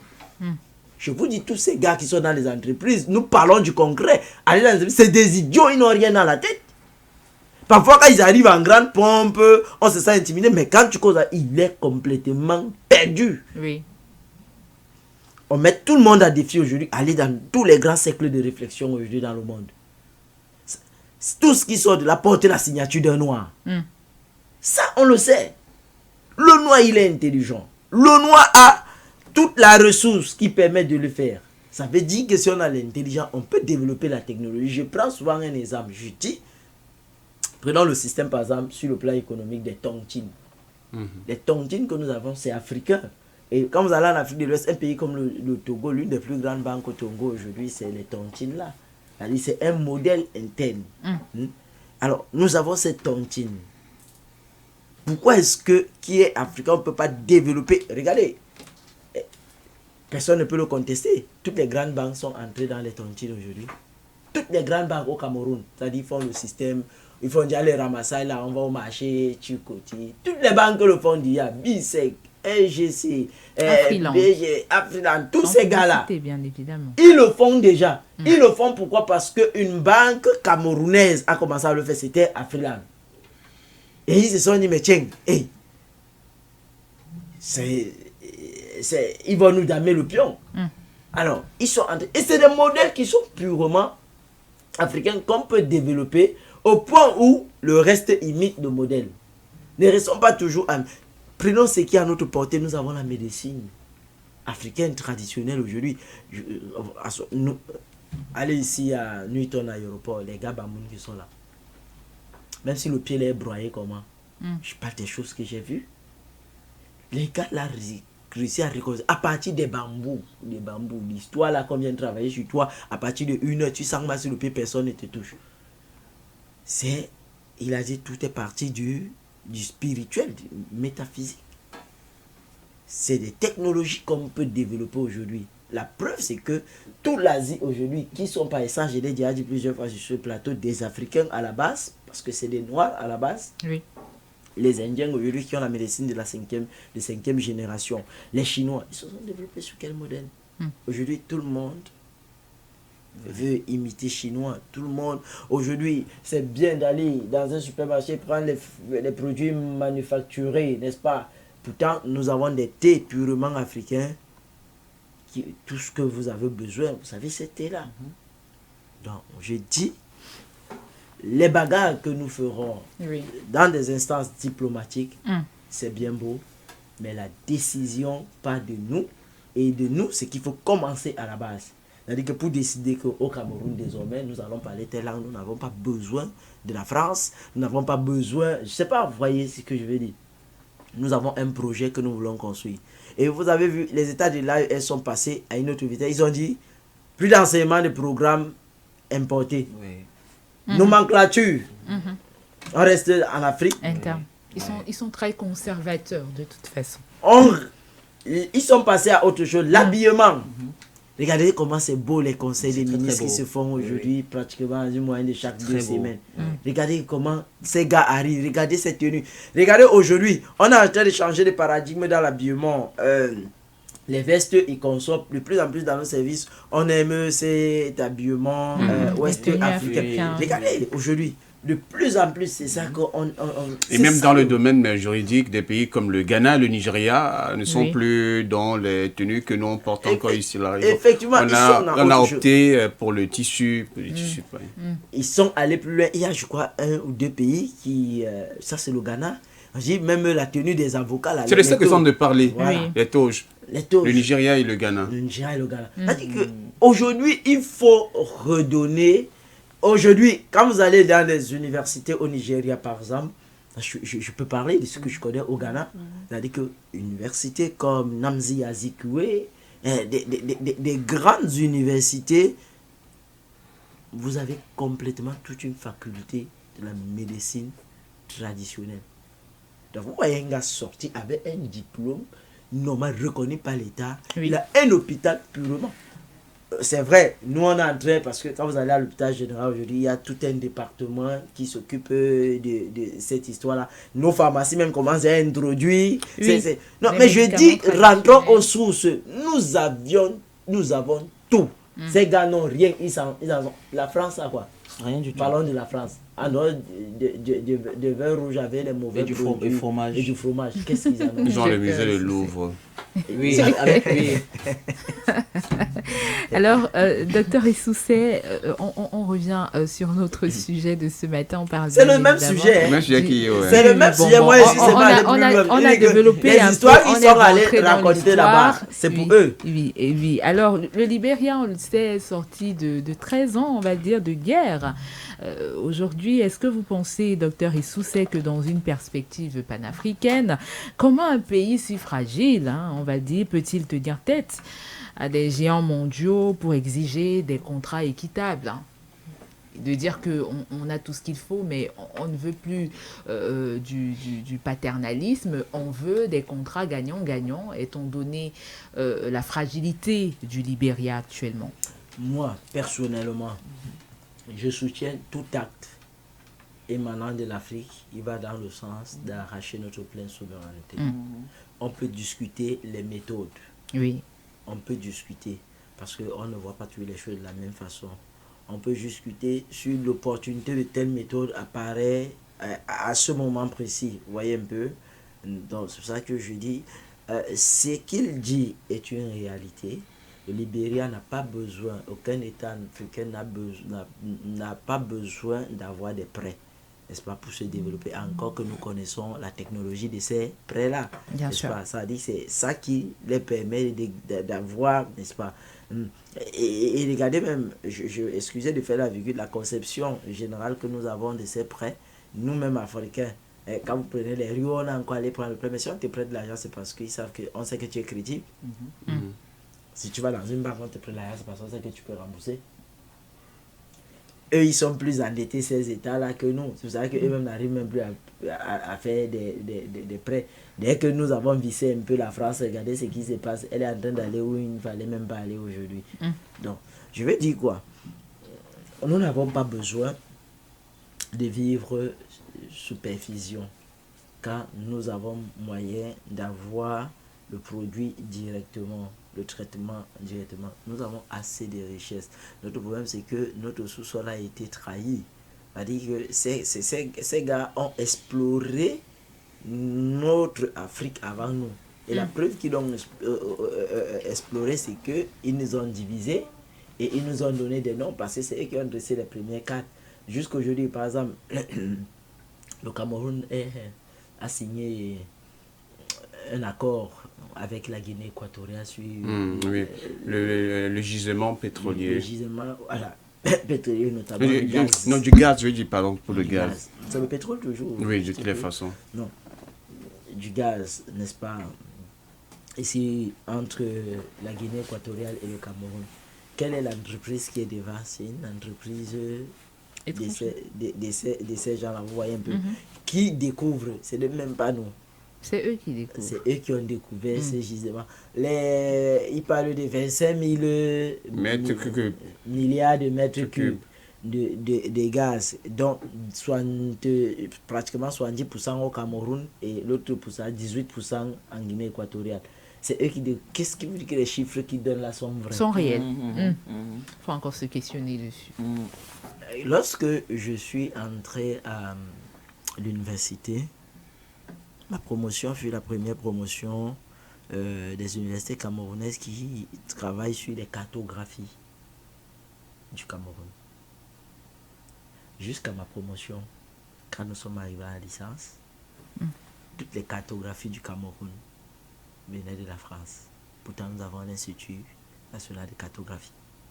Pourtant, nous avons les cartographes qui sortent chaque jour de nos universités et de très brillants cartographes. Je salue en passant le professeur Mba, le chef du département de géographie,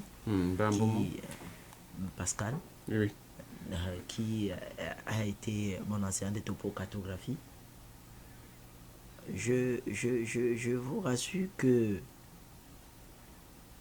vous ne pouviez pas parler de votre sous-sol si vous n'avez pas vos propres géologues, si vous n'avez pas vos propres cartographes. Et s'ils n'ont pas la technologie, mettez pas à leur disposition une technologie pour faire les contre-expertises sur tout ce que ces gens nous ont déclaré. C'est très dangereux. Et je suis désolé parce que jusqu'à présent en Afrique, on pense, mais on ne met pas souvent à la disposition de ces gens-là. Regardez un peu comment les médecins de leur médecine dite moderne combattent les médecins, la médecine, les naturopathes. Quoique c'est un domaine, il y a encore beaucoup à faire, mais c'est à l'État d'organiser le domaine. Mais regardez comment ils se combattent. Quand tu arrives dans un hôpital, tu tentes déjà à ton médecin que j'étais chez Dr Agos. Tu vas entendre ce qu'il va te dire. Bon, Dr Agos est malhonnête quand même. C'est ça, il faut le dire. J'ai pris un exemple. Je sais que Dr Agos est dans le cadre de la malhonnêteté. Dr Agos est dans le cadre de la malhonnêteté. Il faut dire alors Dr June. Bon, Dr June, c'est vrai. Donc je voulais simplement donner un nom comme ça. Le médecin vous mettra dehors. Ils sont peu aujourd'hui qui peuvent quelquefois vous dire pour telle pathologie, mon ami, la solution, ce n'est que, voyez un peu. Pareil, quand vous allez voir un tradipraticien aujourd'hui, quand vous parlez de la médecine, ils sont peu aujourd'hui qui peuvent vous dire, allez d'abord faire un examen dans un... Il va vous dire, dis donc, on ne connaît rien. Voilà la division de nous les Africains. Combien sont aujourd'hui dans nos universités, dans nos lieux de service, dès que tu es venu avec un diplôme, on dit de l'université, je ne sais pas, Charles d'où là-bas et tout, parce que tu es dans l'un de les pays, tu es considéré comme le maître de la connaissance. Alors dès que tu dis que tu viens de l'université de Marois, de l'université de voilà, on dit, oh prof, voyez un peu, il faut déjà travailler ces choses. Combien sont des nôtres, lorsqu'on dit que, oh, le Bengueté est là. Regardez ce que ça crée dans la famille de Bengueté là. Mais si on dit tel est là et Soussé est là, il sort du Bénin. Il a fait ses études au Bénin. Ça ne produit pas énormément. Tu dis même que c'est diasporien, on dit donc quel diasporien. Voyez un peu. C'est tout ça qu'il faut travailler à la base. Et ça passe par l'éducation. Je le dis toujours. N'ayons pas des complexes. Donc, il est normal que le Libéria frappe la main sur la table et dise que non. Nous avons besoin, nous avons tout, nous voulons nous développer par nous-mêmes et nous avons besoin de partenaires sérieux. Et c'est une révolution qui peut commencer peut-être par là, mais entraîner tout le reste de la chaîne, c'est-à-dire que revenir à la base. Mais n'oublions pas aussi qu'il y a un phénomène aujourd'hui. Les États de là, elles sont en train de réveiller les ordres gouvernants africains. N'oublions pas que le mépris qui s'est transmis au siècle des siècles envers l'Afrique, aujourd'hui, crée une sorte de révolution parce que certains gouvernants sont conscients de ce que si ils ne s'arriment pas, n'est-ce pas, à cette roue, à cette dynamique-là, ils auront des révolutions. Les révolutions qui partiront de la rue pour les débouter. Et c'est pour ça que je vous ai parlé le cas du Congo. Quand vous voyez aujourd'hui, M. Sassou Nguesso change de paradigme, même dans son langage, il y avait les conflits là, il y avait la France. Et ils sont obligés de diversifier des partenaires en allant vers les partenaires un peu plus sérieux qui les permettent de s'asseoir sur la table et de causer d'égal à égal. C'est un peu cette dynamique-là qui est à régime contagieux et est en train de contaminer les Africains. C'est pour ça que je dis, c'est bon. Parce qu'ils savent eux-mêmes que derrière, ils ont une jeunesse comme les nous. Il y a des médias aujourd'hui, la force du média est en train d'influencer les masses en Afrique. Et quand vous prenez aujourd'hui beaucoup de pays, les médias, vous avez déjà partout. Même les médias d'État, vous avez les programmes panafricains. C'est à la mode aujourd'hui. Il dit même les médias d'État, vous avez déjà les programmes panafricains. Même ici au Cameroun, à la sortie, il y a un programme là qu'ils ont mis sur pied là. Ils parlent ici des histoires. Il y a géopolitique, géostratégie, géopolitique, géostratégie. Tu dis que Ça ne vous laisse pas, vous allez seulement. Parce que c'est une dynamique, on ne peut plus l'arrêter. Pourquoi je l'ai toujours dit? Parce qu'il y a une promesse. Il y a une promesse naturelle, divine, qui est liée à l'Afrique. Voilà, donc, merci Dr Essoussé, voilà donc pour ce développement très enrichissant. Nous allons passer à la deuxième thématique de cette émission sans transition qui nous amène d'ailleurs du côté du Sahel en parlant bien évidemment des pays de l'AES. Cette semaine, hein, on va dire que un des représentants, un des émissaires de l'administration Trump, le nommé Nick Checker, a effectué une visite hein, d'ailleurs du côté du Mali, et d'ailleurs c'est dans la perspective d'une tournée du côté du Sahel, et il s'est rendu de ce côté de Bamako. Nous allons un peu revenir d'ailleurs sur cette visite qui s'est déroulée de ce côté-là, on va le dire. Alors les États-Unis amorcent un repositionnement diplomatique, on va le dire actuellement dans la région du Sahel, et donc Nick Checker, qui est le représentant de Washington pour l'Afrique, a plaidé pour une redéfinition des relations avec les pays sahéliens, marquant un changement notable dans l'approche américaine. Lors de cette visite, le diplomate a mis en avant le respect de la souveraineté des États et a reconnu les limites des politiques passées.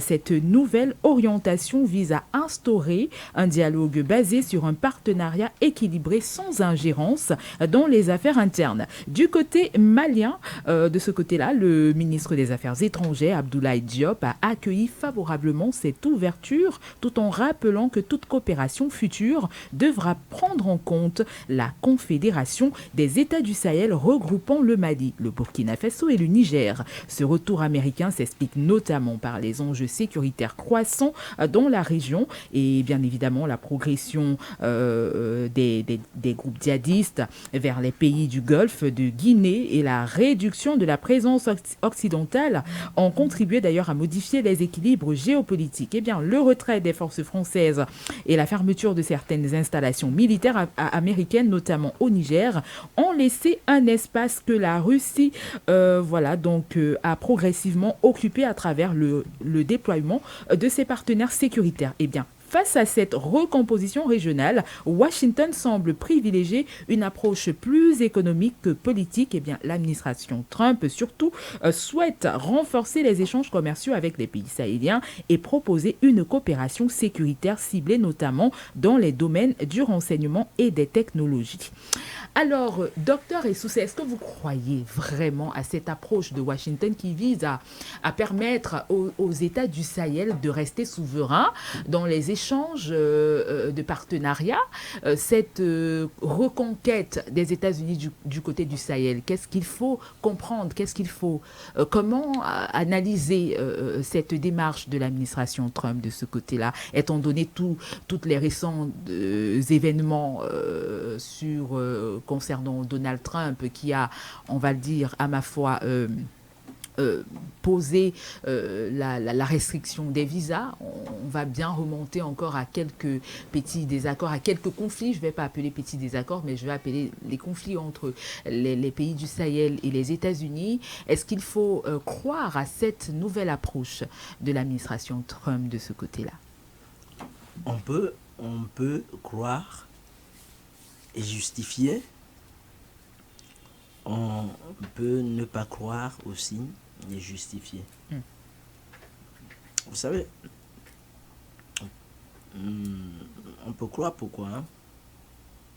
Parce que les relations internationales permettent d'entretenir, n'est-ce pas, des amitiés avec des États sur la base des intérêts, qui puis peut être des intérêts sains ou des intérêts du tout à caractère impérialiste, malsains. Ça, c'est le rôle, n'est-ce pas, des relations internationales. Lorsque vous avez un ami, votre amitié, vous le voulez ou pas, est basée sur des intérêts. Est basée sur des intérêts qui peuvent être des intérêts propres, équilibrés ou déséquilibrés et malsains. Nous savons que Washington a un problème avec des États qui diversifient leurs partenariats. Vous savez, il faut expliquer les choses simplement. Et j'ai souvent coutume de dire à mes étudiants que la vraie définition, n'est-ce pas, de l'intellectuel, de l'intelligence, c'est celui qui peut se rendre audible même devant le plus bête.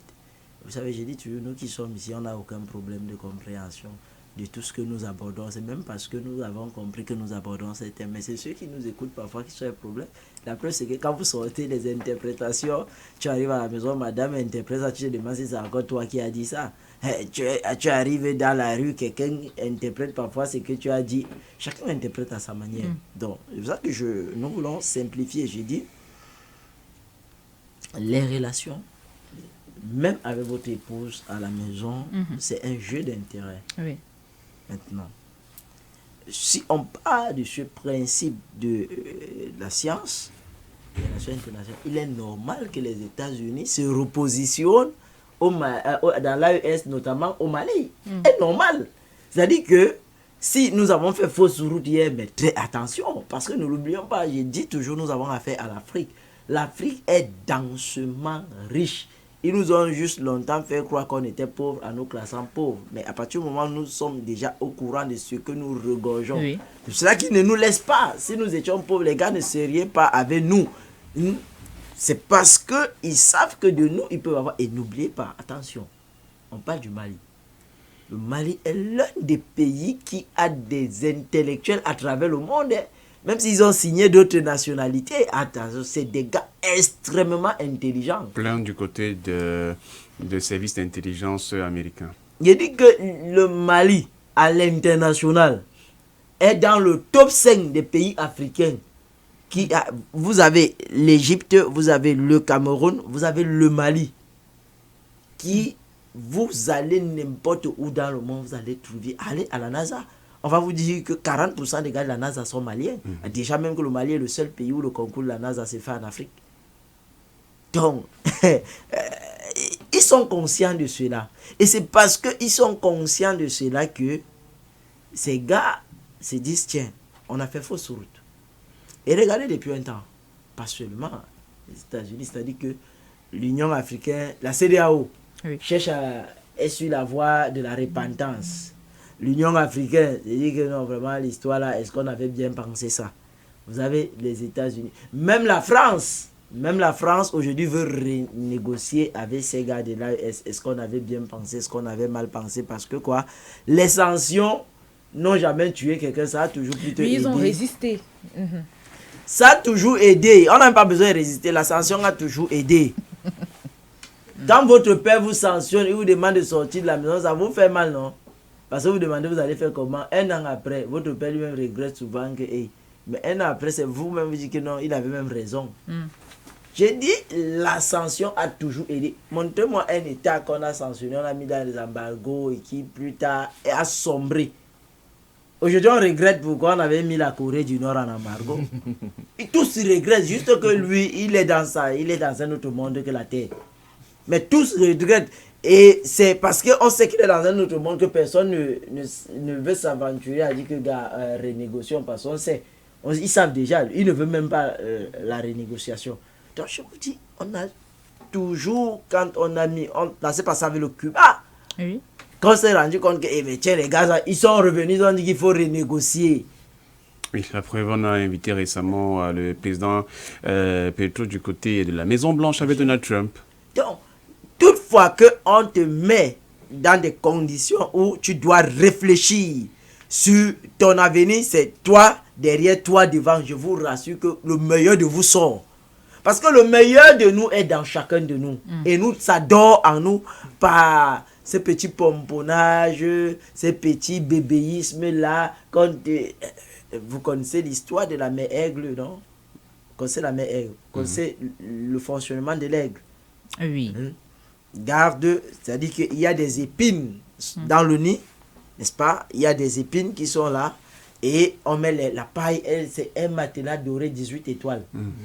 Et les petits aiglons sont là, la mère va chasser, elle vient, elle marche, mais quand ils ont déjà un âge, c'est ce que la mère fait. Elle retire les premiers matelas là, elle retire. Donc quand il dorment, ça pique, il dit, hey. les gars ne dorment plus toute la nuit, la mère tranquille, elle fait comme ça, ne les voit pas. Alors vous commencez à voir dans les aiglons, commencez à mettre la tête hors. Oui. Le Et que c'est le moment de alors prendre qu'est-ce que son la mère envol. fait? La mère aigle prend les aiglons, elle les met sur ses ailes, Oui. elle va en hauteur. Vous savez, c'est l'oiseau, l'espèce qui vole plus en hauteur. Elle va en hauteur, elle bat ses ailes, elle les lâche. Ils vont se débrouiller. Quand elle sent qu'il n'est pas encore assez solide, il va aller se fracasser sur un rocher. Elle va à une vitesse, elle vient, elle le reprend, elle commence à les entraîner. Désormais, elle ne tue plus la proie. Mâcher et... Non, qu'est-ce qu'elle fait désormais? Elle amène une proie à moitié mort, à moitié, et même doit... C'est ça. C'est comme ça qu'on apprend une personne à devenir homme. Et vous voyez que quand la mère aigle, après les balances dehors, elles savent qu'ici, on n'a plus le droit de revenir. Alors là, elle va développer ses propres moyens de survie. Et beaucoup d'entre nous le savent. Nous sommes devenus responsables quand on a dit que, mon ami, tu as déjà l'âge de sortir chez moi. Et nous, on criait chez tous les tontons et chez les tantines que le père est méchant. Le père est méchant. Mais aujourd'hui, on comprend que le père faisait bien. Donc, c'est la même chose. Moi, c'est ce que je dis toujours aux étudiants, c'est que pour comprendre l'état dans la grande entité, il faut comprendre les choses simplement. Il n'y a rien de nouveau sur le soleil. C'est cette théorie qu'on regarde, on va juste développer et puis on change le mécanisme. Tu as l'impression que c'est une grande théorie. Non, c'est ce qu'on fait au quotidien. C'est pareil avec ces états. On s'est rendu compte qu'en mettant les états de l'AES, notamment le Mali, le Burkina Faso et le Niger, sous embargo, en prison. Mais on est surpris que les gars qui les ont mis sous embargo, eux-mêmes viennent publier les scores. On voit le Niger qui fait des bons en Afrique, il y a la plus grande croissance. Le Mali, les gars se développent et autres.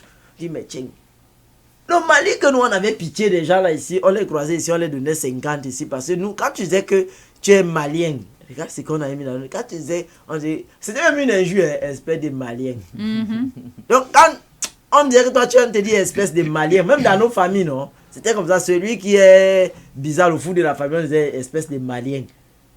Quand Nigérien, alors nous on savait que l'activité économique du Niger, nous on savait que c'était la mendicité. Parce que tous les mendiants de la rue, nous on savait que c'était les Nigériens. Nous on nous a dit que c'est le désert, même l'eau ils n'en ont même pas, c'est pour ça qu'ils viennent au Cameroun. Mais aujourd'hui, la grande curiosité, vous avez en Afrique des gens qui veulent aller en aventure à l'AES. Oui. Aujourd'hui, ces gens sont obligés de refaire avec eux. Ils sont obligés parce que ils vont prendre l'uranium chez qui? C'est vrai. Hein? Ils vont prendre l'uranium chez qui? Ils vont lever même les sanctions sur les restrictions de visa et autres. C'est une façon, vous savez qu'un fort ne dit pas pardon. Oui. Le papa ne dit pas pardon à l'enfant. On appelle ça chez les Bantous, non? Bien sûr. Le papa, quand il sait qu'il a mal fait, il t'égale le yaourt. Toi aussi, l'enfant comprend que ton papa, c'est qu'il a pris le yaourt là. Oui, mais dans le cas de cela, ils seront bien obligés, docteur Issoussé, parce que je peux. Allez-y, Oui. allez-y. Je pense que dans ce cas-là, ils seront bien obligés de demander pardon. C'est-à-dire que on va sortir du cadre du père, parce que c'est quand même. Oui, parce qu'ils ne sont pas nos papas. Oui, ils voilà, vont demander. Oui, parce que nous sommes plutôt les papas. Oui, parce que c'est quand même un cadre filial, et la filiation voudrait que le père garde quand même une certaine dignité, une certaine supériorité. Maintenant, dans le cas de cela, nous nous souvenons de l'attitude de ces gens-là, c'est-à-dire que lorsqu'ils partaient.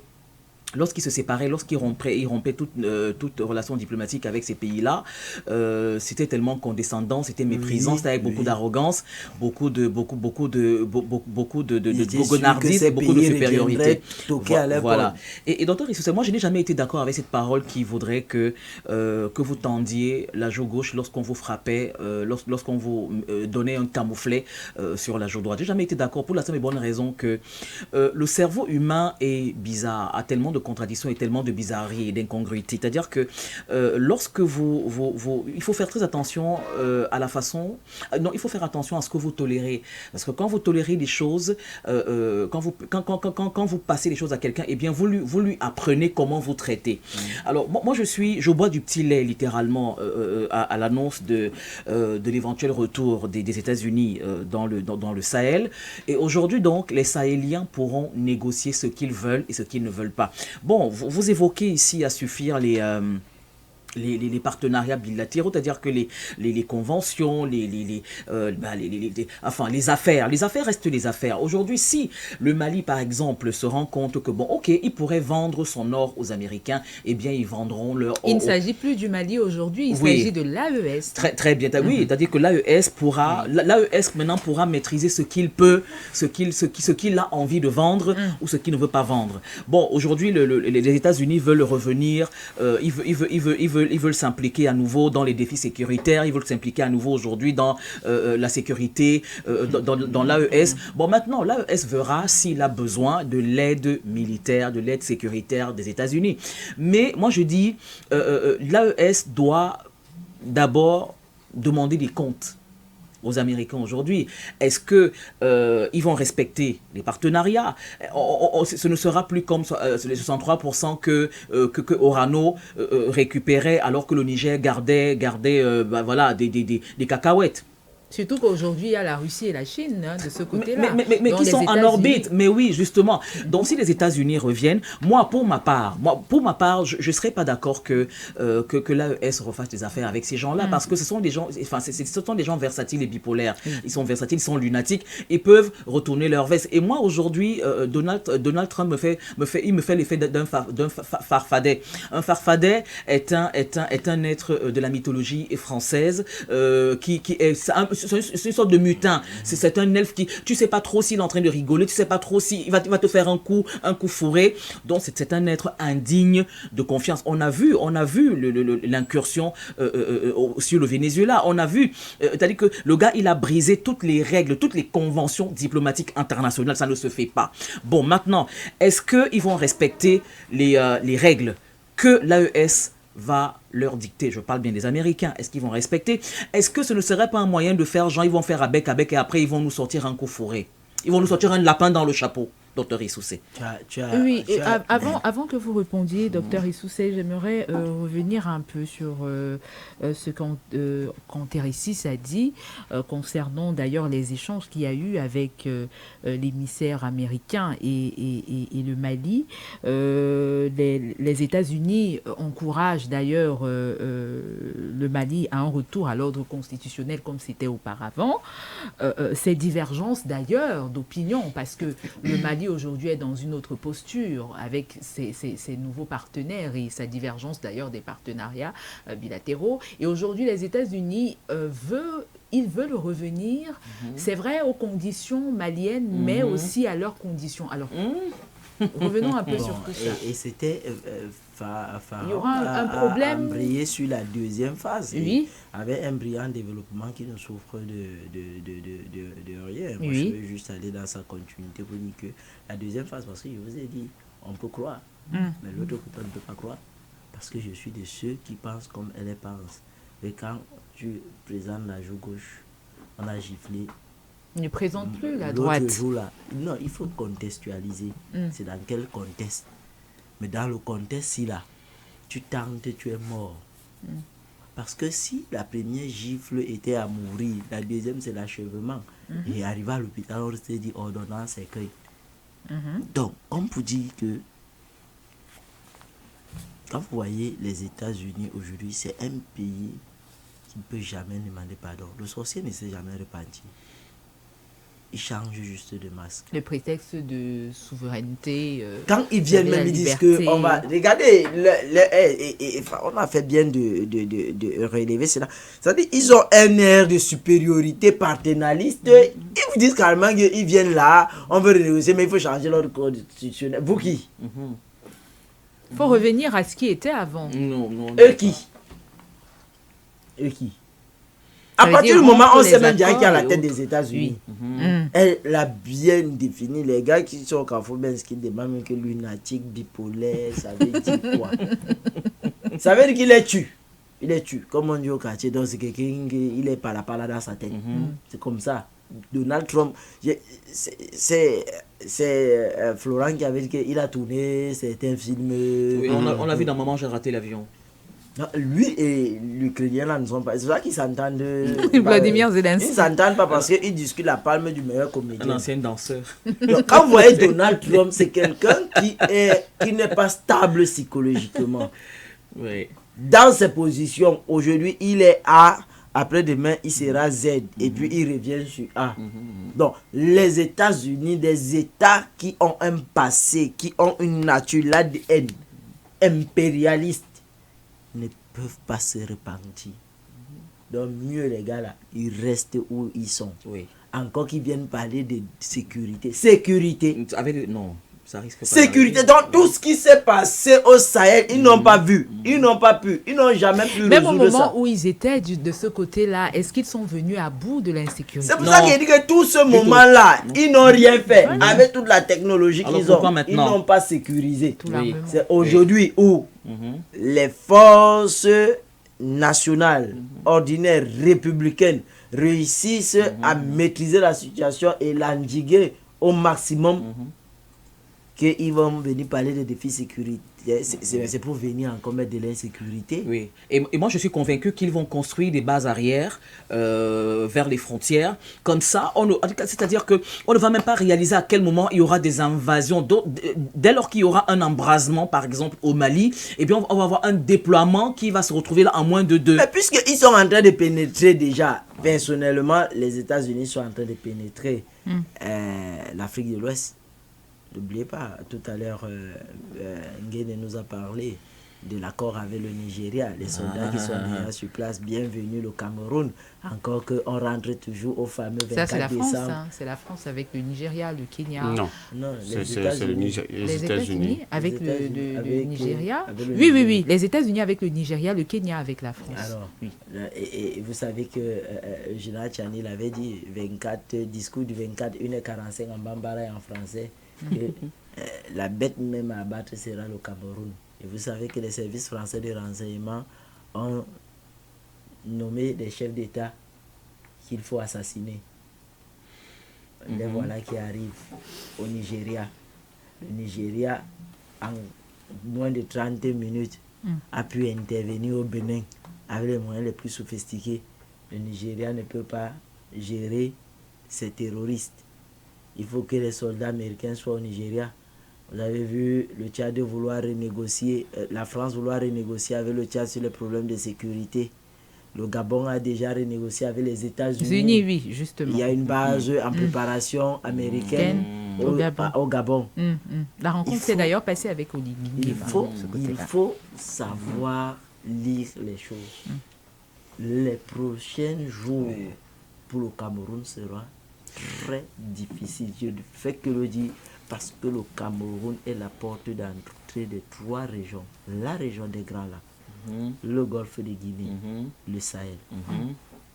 Le Cameroun est là. C'est-à-dire que les 3 régions, et c'est les régions les plus riches du monde actuellement. Donc vous ne pouvez pas faire sans ces régions. Et pour faire avec ces régions, il faut faire avec le Cameroun. Notez, peut-être avant que vous ne puissiez, je pour rester dans le contexte notamment d'un nouvel accord, ou bien de la reconstitution de l'accord entre l'AES et les États-Unis. En évoquant tout à l'heure, on a parlé du Nigeria, où les États-Unis sont en train d'envoyer notamment une flottille, mais peut-être ça pourrait finalement se développer à une forme de base aérienne, une base stratégique peut-être pour les États-Unis, avec l'Africom. Il ne faut pas aussi perdre de vue que le Nigeria, c'est en Afrique de l'Ouest, et on n'est pas très loin quand même du Mali. Et les États-Unis sont en train, effectivement... Alors, dans cet aspect, parce que je me dis que la nouvelle approche qu'on a voulu justement faire, c'est qu'on est venu avec un nouveau visage, on est venu avec un jeune pratiquement qui pourrait être dans la même tranche d'âge avec les leaders jeunes de l'AES, mis à part peut-être le général Tchiani, mais c'est un grand frère avec Nick Checker, qui vient dire, moi je suis venu notamment pour qu'on redéfinisse les choses. Il dit pas qu'on m'a envoyé, il dit, moi je suis venu. Et là, vraiment, on a reconsidéré toutes les choses. C'est une question de souveraineté aujourd'hui qui est mise en avant. Et aux côtés notamment de l'aspect constitutionnel, on parlait de la sécurité ici, c'est que il y a un autre problème qui est posé, bien que les États-Unis posent.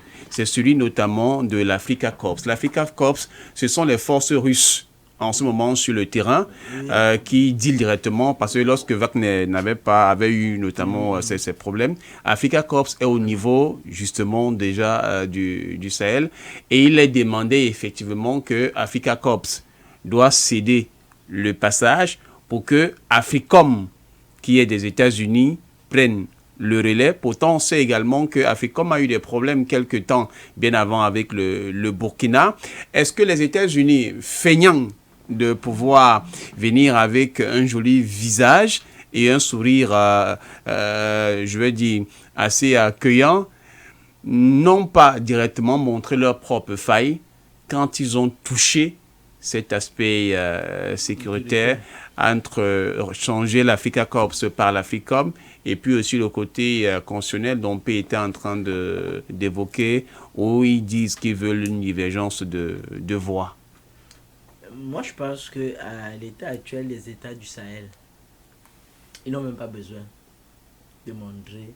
Les gars du Sahel, là, ils sont vendus. C'est les vendus pour la souveraineté de l'Afrique. Les gars du Sahel, à l'heure actuelle, là, eux, c'est des vendus. Parce qu'il faut se dire une chose, c'est un principe fondamental qui ne changera jamais. La politique impérialiste vis-à-vis des États africains ne changera jamais. On peut changer de masque, mais le fond ne changera jamais. Oui. Allez, c'est pour ça que quand ils viennent, ils prennent même des peaux de brebis, mais peu de temps après, dans les minutes qui suivent, on se rend compte que c'est des loups. Pas le développement que tu as fait. C'est-à-dire que je viens, mais attends, tu penses que tu peux venir dire à un gars du Sahel de mettre Afrika Korps dehors pour mettre Africom? Attends, un gars du Sahel va t'accepter l'histoire là. Sauf si on a drogué vraiment le général Tchani, le capitaine Ibrahim Traoré ou le général Goïta. Ils sont les a drogués. Pour rien au monde. C'est-à-dire que c'est être à un état de drogue même avancé. Parce que même quand on te drogue, il faut même être très avancé. Que tu avais ceci pendant plus d'un demi-siècle. Ça produit la désolation. Tu as ceci en moins de 5 ans. Voici ce que ça produit comme résultat. Tu laisses celui-là pour prendre. J'ai dit, il faut même, à la limite, il faut que tu aies été vendu dans la sorcellerie. Donc, pour ma part, tout ce qu'ils sont en train de faire, connaissant l'intelligence du général Goïta et des autres, bon, le capitaine Traoré, qui est le président en exercice présentement, oui. Et ils l'ont toujours dit, hein, ils n'ont pas fermé leurs portes. Ils veulent juste des relations basées saines, n'est-ce pas, d'égal à égal, n'est-ce pas, qui ne va pas à l'encontre de leurs intérêts, de leur souveraineté aussi. Donc, quand vous voyez le discours qu'a tenu les États-Unis, il y a tellement de trahison dans leur discours. Problème de sécurité, vous trahissez, vous entrez sur le plan politique, vous demandez de rétablir l'ordre constitutionnel. Les gars, là, où ils sont là présentement, l'ordre constitutionnel, parce que quand ils parlent de l'ordre constitutionnel, ils voudraient qu'on organise les élections, qu'on revienne au démocratie. Les gars, ce n'est pas que c'est eux. La population présentement dans l'AES, c'est impossible. Pourquoi? Parce que les besoins de la population ou les attentes de la population sont comblés. Si une élection peut nous conduire, n'est-ce pas, à la confiscation des besoins primaires d'une population et qu'une dictature, selon eux, ou un coup d'État peut nous conduire, n'est-ce pas, à l'aisance sociale qu'est-ce qu'on préfère? Qu'est-ce qu'on préfère? Puisque en réalité, nous vivons là, c'est pour avoir le strict minimum.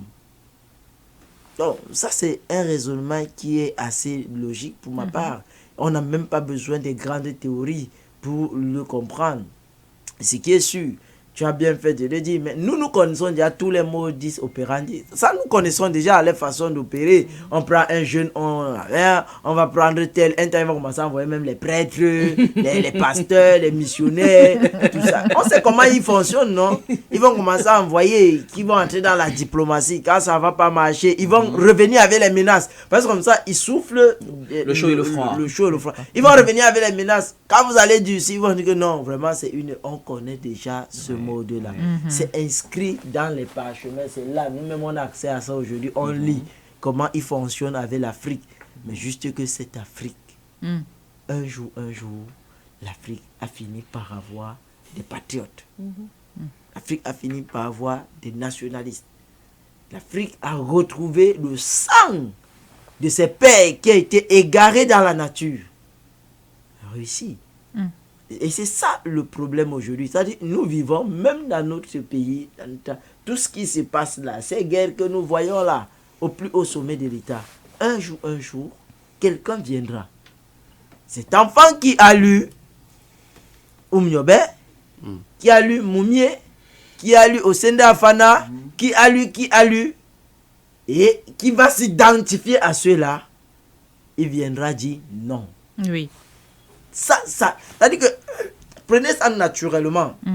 Dans nos familles, le père a travaillé, parfois ses enfants, il n'y a pas quelqu'un, c'est parfois un petit-fils là qui vient avoir au point où les gens disent que non, le gars, si il a pris tout de son grand-père, il est comme ça, il est droit, il n'aime pas le faux. Donc ça, c'est le sang, ça sur la veine, c'est héréditaire. Et nous sommes là, à ce moment déjà, et je pense que tout ce que la danse Bafia, attention, la danse, je voulais compléter, je sais. C'est pas une affaire de tribu. La danse Bafia est une très grande danse chez nous, et une danse folklorique très appréciée, une connotation et qui a une grande signification dans la cosmogonie africaine. Mais juste que nous prenons les gens. Docteur Issoussé, je trouve que là, quand même, déjà, c'est là, il y a une trop de pub. Donc, au fait, juste que nous prenons l'exemple parce que la connotation populaire. Oui, il faudrait qu'on fasse un bon bond en avant et trois bons derrière. Quand on a la cosmogonie Bafia, c'est une très grande signification. C'est un peu comme on parle de la culture du Mami Wata. Quand on parle du Mami Wata, tout le monde ici. Par contre, quand vous allez chez le Cribien, chez le Batanga, ce n'est pas ce que nous on raconte ici. C'est comme quand on va chez nous, on dit le Yabassé, nous on a vu que nous tuons tous les gens, c'est pour ça que le chez nous est vide. Pourtant, en réalité, ce n'est pas le cas. Vous voyez un peu. Donc, voilà. C'est juste que nous voulons exprimer que cette danse Bafia-là ne pourra plus se passer en Afrique.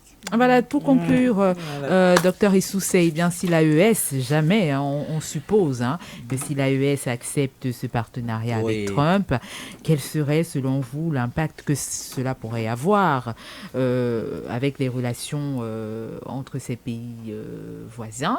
Je parle bien évidemment de ceux qui sont tout autour des pays de l'AES et même également de la CEDEAO. Oui, l'AES va accepter les propositions des États-Unis. Il faut déjà le dire en diplomatie, ils vont accepter, mais en posant des conditions. Oui.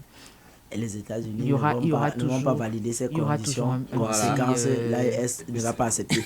Voilà. Et donc l'accord sera caduque. Et si jamais ils acceptent, il faut aussi voir. On est dans sinon. Moi, je suis dans la science. Je suis dans la science. Je te dis qu'ils sont venus. L'AES va accepter du point de vue des relations. Ils vont accepter puisqu'ils ont dit qu'ils sont ouverts. Mais juste qu'ils vont poser les conditions qui n'arrangeront pas Washington. Et connaissant les États-Unis, ça ne va pas les arranger. Parce qu'ils veulent toujours avoir... ne va pas accepter. D'accord, ok. Et l'accord sera caduque. Donc, ils vont continuer leur chemin comme ils sont en train. Juste que, quand ils seront en train de continuer leur chemin, il faut les escorter jusqu'à la porte de sortie. Oui, parce qu'on ne sait jamais. Il faut les escorter jusqu'à la porte de sortie. Parce que ces gars sont extrêmement dangereux pour avoir séjourné seulement une nuit chez vous. Je vous dis, ces gars sont extrêmement dangereux parce que je le dis toujours, disons tout ce qu'on dit. Nous avons la Russie aujourd'hui, nous avons la Chine aujourd'hui qui sont les grands contrepoids. Mais les États-Unis restent les États-Unis. C'est une puissance extrêmement redoutable. Qu'il ne faut pas négliger. Surtout dans ce qu'on appelle l'infiltration. Oui. C'est le moyen. Il n'y a pas d'eux dans ce monde. En termes d'infiltration, je vous dis, je ne sais pas si dans quel média je le disais, vous avez vu ce qu'ils ont pu, les enquêtes sont en train d'être menées, mais ce qu'ils ont pu créer en Chine aujourd'hui. Imaginez toute la costaud de Chine, avec tous les moyens que la Chine a, avec tout le passé historique de la Chine. Mais ils ont pu infiltrer la Chine jusqu'à créer ce que ça a créé là. Donc, ne négligeons pas ces cas-là. Celui qui est venu là, c'est vous qui avez vu que c'est un diplomate. Non, il vient de la CIA. Il est jeune. Je voulais arriver, il dit que, mais lui seul, en lui là, il est venu peut-être, il y avait 14 commandos en lui. Oui, bien sûr. Donc, c'est des gars, il dit une seule minute sur votre territoire. Causer même seulement avec un journaliste devient dangereux. Donc, il faut les escorter. Et c'est au Cameroun que j'ai vu souvent comment on les escorte. Jusqu'à la sortie, quand ils finissent, on dit, oh, Omba, ne laissez rien. Même ça, prenez parti avec. Parce que ces gars sont extrêmement dangereux. De passage sur votre territoire, vraiment, après leur passage, ils peuvent s'aimer la désolation. Encore que très souvent, ce qu'on a remarqué, c'est après souvent les tels passages que les coups d'État sont arrivés. Je pense que le renseignement russe, qui aussi, parce que les Russes sont, sur le plan historique, plus vieux dans l'infiltration que l'espionnage que les États-Unis le KGB. Le KGB. Là, c'est aussi le fort des Russes. C'est pour ça que les Français ont mal à la tête aujourd'hui. Ils ne savent pas comment les Russes ont fait pour avoir... Vous savez, l'espionnage à ce niveau-là, ce n'est pas ce que c'est des codes. Hein. C'est comme, vous voyez, comment on appelle ça, les balises. Non, dans la musique, le nom m'échappe, putain, je l'avais. Les strophes. Le solfège de la musique, c'est un peu ça, vous voyez un peu. C'est-à-dire que la musique au plus haut niveau, ce n'est pas les histoires, que ce soit l'instrumental ou la voix, on te pose directement et c'est à toi de lire la chanson écrite et c'est toi qui va lire. Donc c'est comme ça. C'est comme ça, au fait, dans l'espionnage, dans les agences d'intelligence des États, on ne parle pas comme on est en train de parler. Donc, si on veut dire par exemple de tuer noir, on ne parle pas. Il y a un code. On ne parle qu'en code, soit gestuel, soit vocal. Noir a un nom de code. Si c'est B2, c'est B2. Donc, celui qui est là ne comprend pas. Qui s'auto-détruit immédiatement en moins de 30 secondes. Il y a un code qui dit la mort, il y a un code qui dit l'agression, il y a un code qui dit la maîtrise, il y a un code qui est donné pour une arme, il y a un code qui est donné pour les types d'émissions. Donc, c'est comme ça qu'on parle. Et même quand vous prenez leur message porté... Sécuriser le colis, Moira. Sécuriser le colis. Sécuriser le colis. Non, on va pas parler de Moira. On ne dira pas Moira. Non, c'est moi qui ai parlé de sécuriser le colis. Non, on va dire sécuriser l'aiglon. Oui. L'aiglon peut désigner quelqu'un. Sécuriser l'aiglon. L'aiglon a quitté le nid. L'aiglon a quitté le nid. Bon. Ici, est-ce que vous me recevez? Charlie Tango. Moi, mon nom de code, c'est Black Mamba. Voilà. D'accord, ok. Et vous, docteur Attendez un peu. Elle était allée sur quel front comme ça? Non, moi, mon nom de code, c'est Black Mamba. Je ne dis pas non. Je ne dis pas que ce n'est pas ton nom de code. Je dis que tu étais... Sur quel front là-bas? Non, j'avais tourné un film où j'étais agent secret. Moi, mon nom, c'était Black Mamba. Alors, voilà. Docteur Black Mamba aussi, c'était le nom de père, son nom de basketteur Kobe Bryant. Donc, tu vois que finalement, on doit bien, c'est le Black Mamba là. D'accord, nous sommes arrivés au terme de cette émission. On va dire merci à Dr Issousset vraiment pour vos analyses et votre développement dans cette émission. On en a beaucoup appris sur ces deux thématiques concernant le Libéria et bien évidemment les relations qui veulent se reconstruire entre l'AES et les États-Unis. Donc on retient que les pays de l'AES peuvent refuser de recommencer encore à traiter avec l'administration Trump. D'accord. C'est avec cette certitude que vous le dites. De toute façon, on retient cela ici. C'est pas un non-sec en diplomatie. On te pose les conditions. D'accord. On te pose les conditions. C'est quand tu vas, n'est-ce pas, chez le sorcier. Il te pose les conditions. Il sait que les conditions là, tu ne vas pas les respecter. Donc, conséquent, tu vas mourir. D'accord. Alors, merci également à Faune Noira, merci à la pharaon en terre 6 de cette émission, merci à Martin Kélé qui était de l'autre côté de la technique avec ses doigtés d'or. On dit merci également à tous les auditeurs qui nous ont suivis. On vous donne rendez-vous demain lorsqu'il sera 10h30 pour la dernière production du week-end. Alors, d'ici là, passez une excellente journée sur For You Radio et For You Media Africa. L'Afrique se souvient.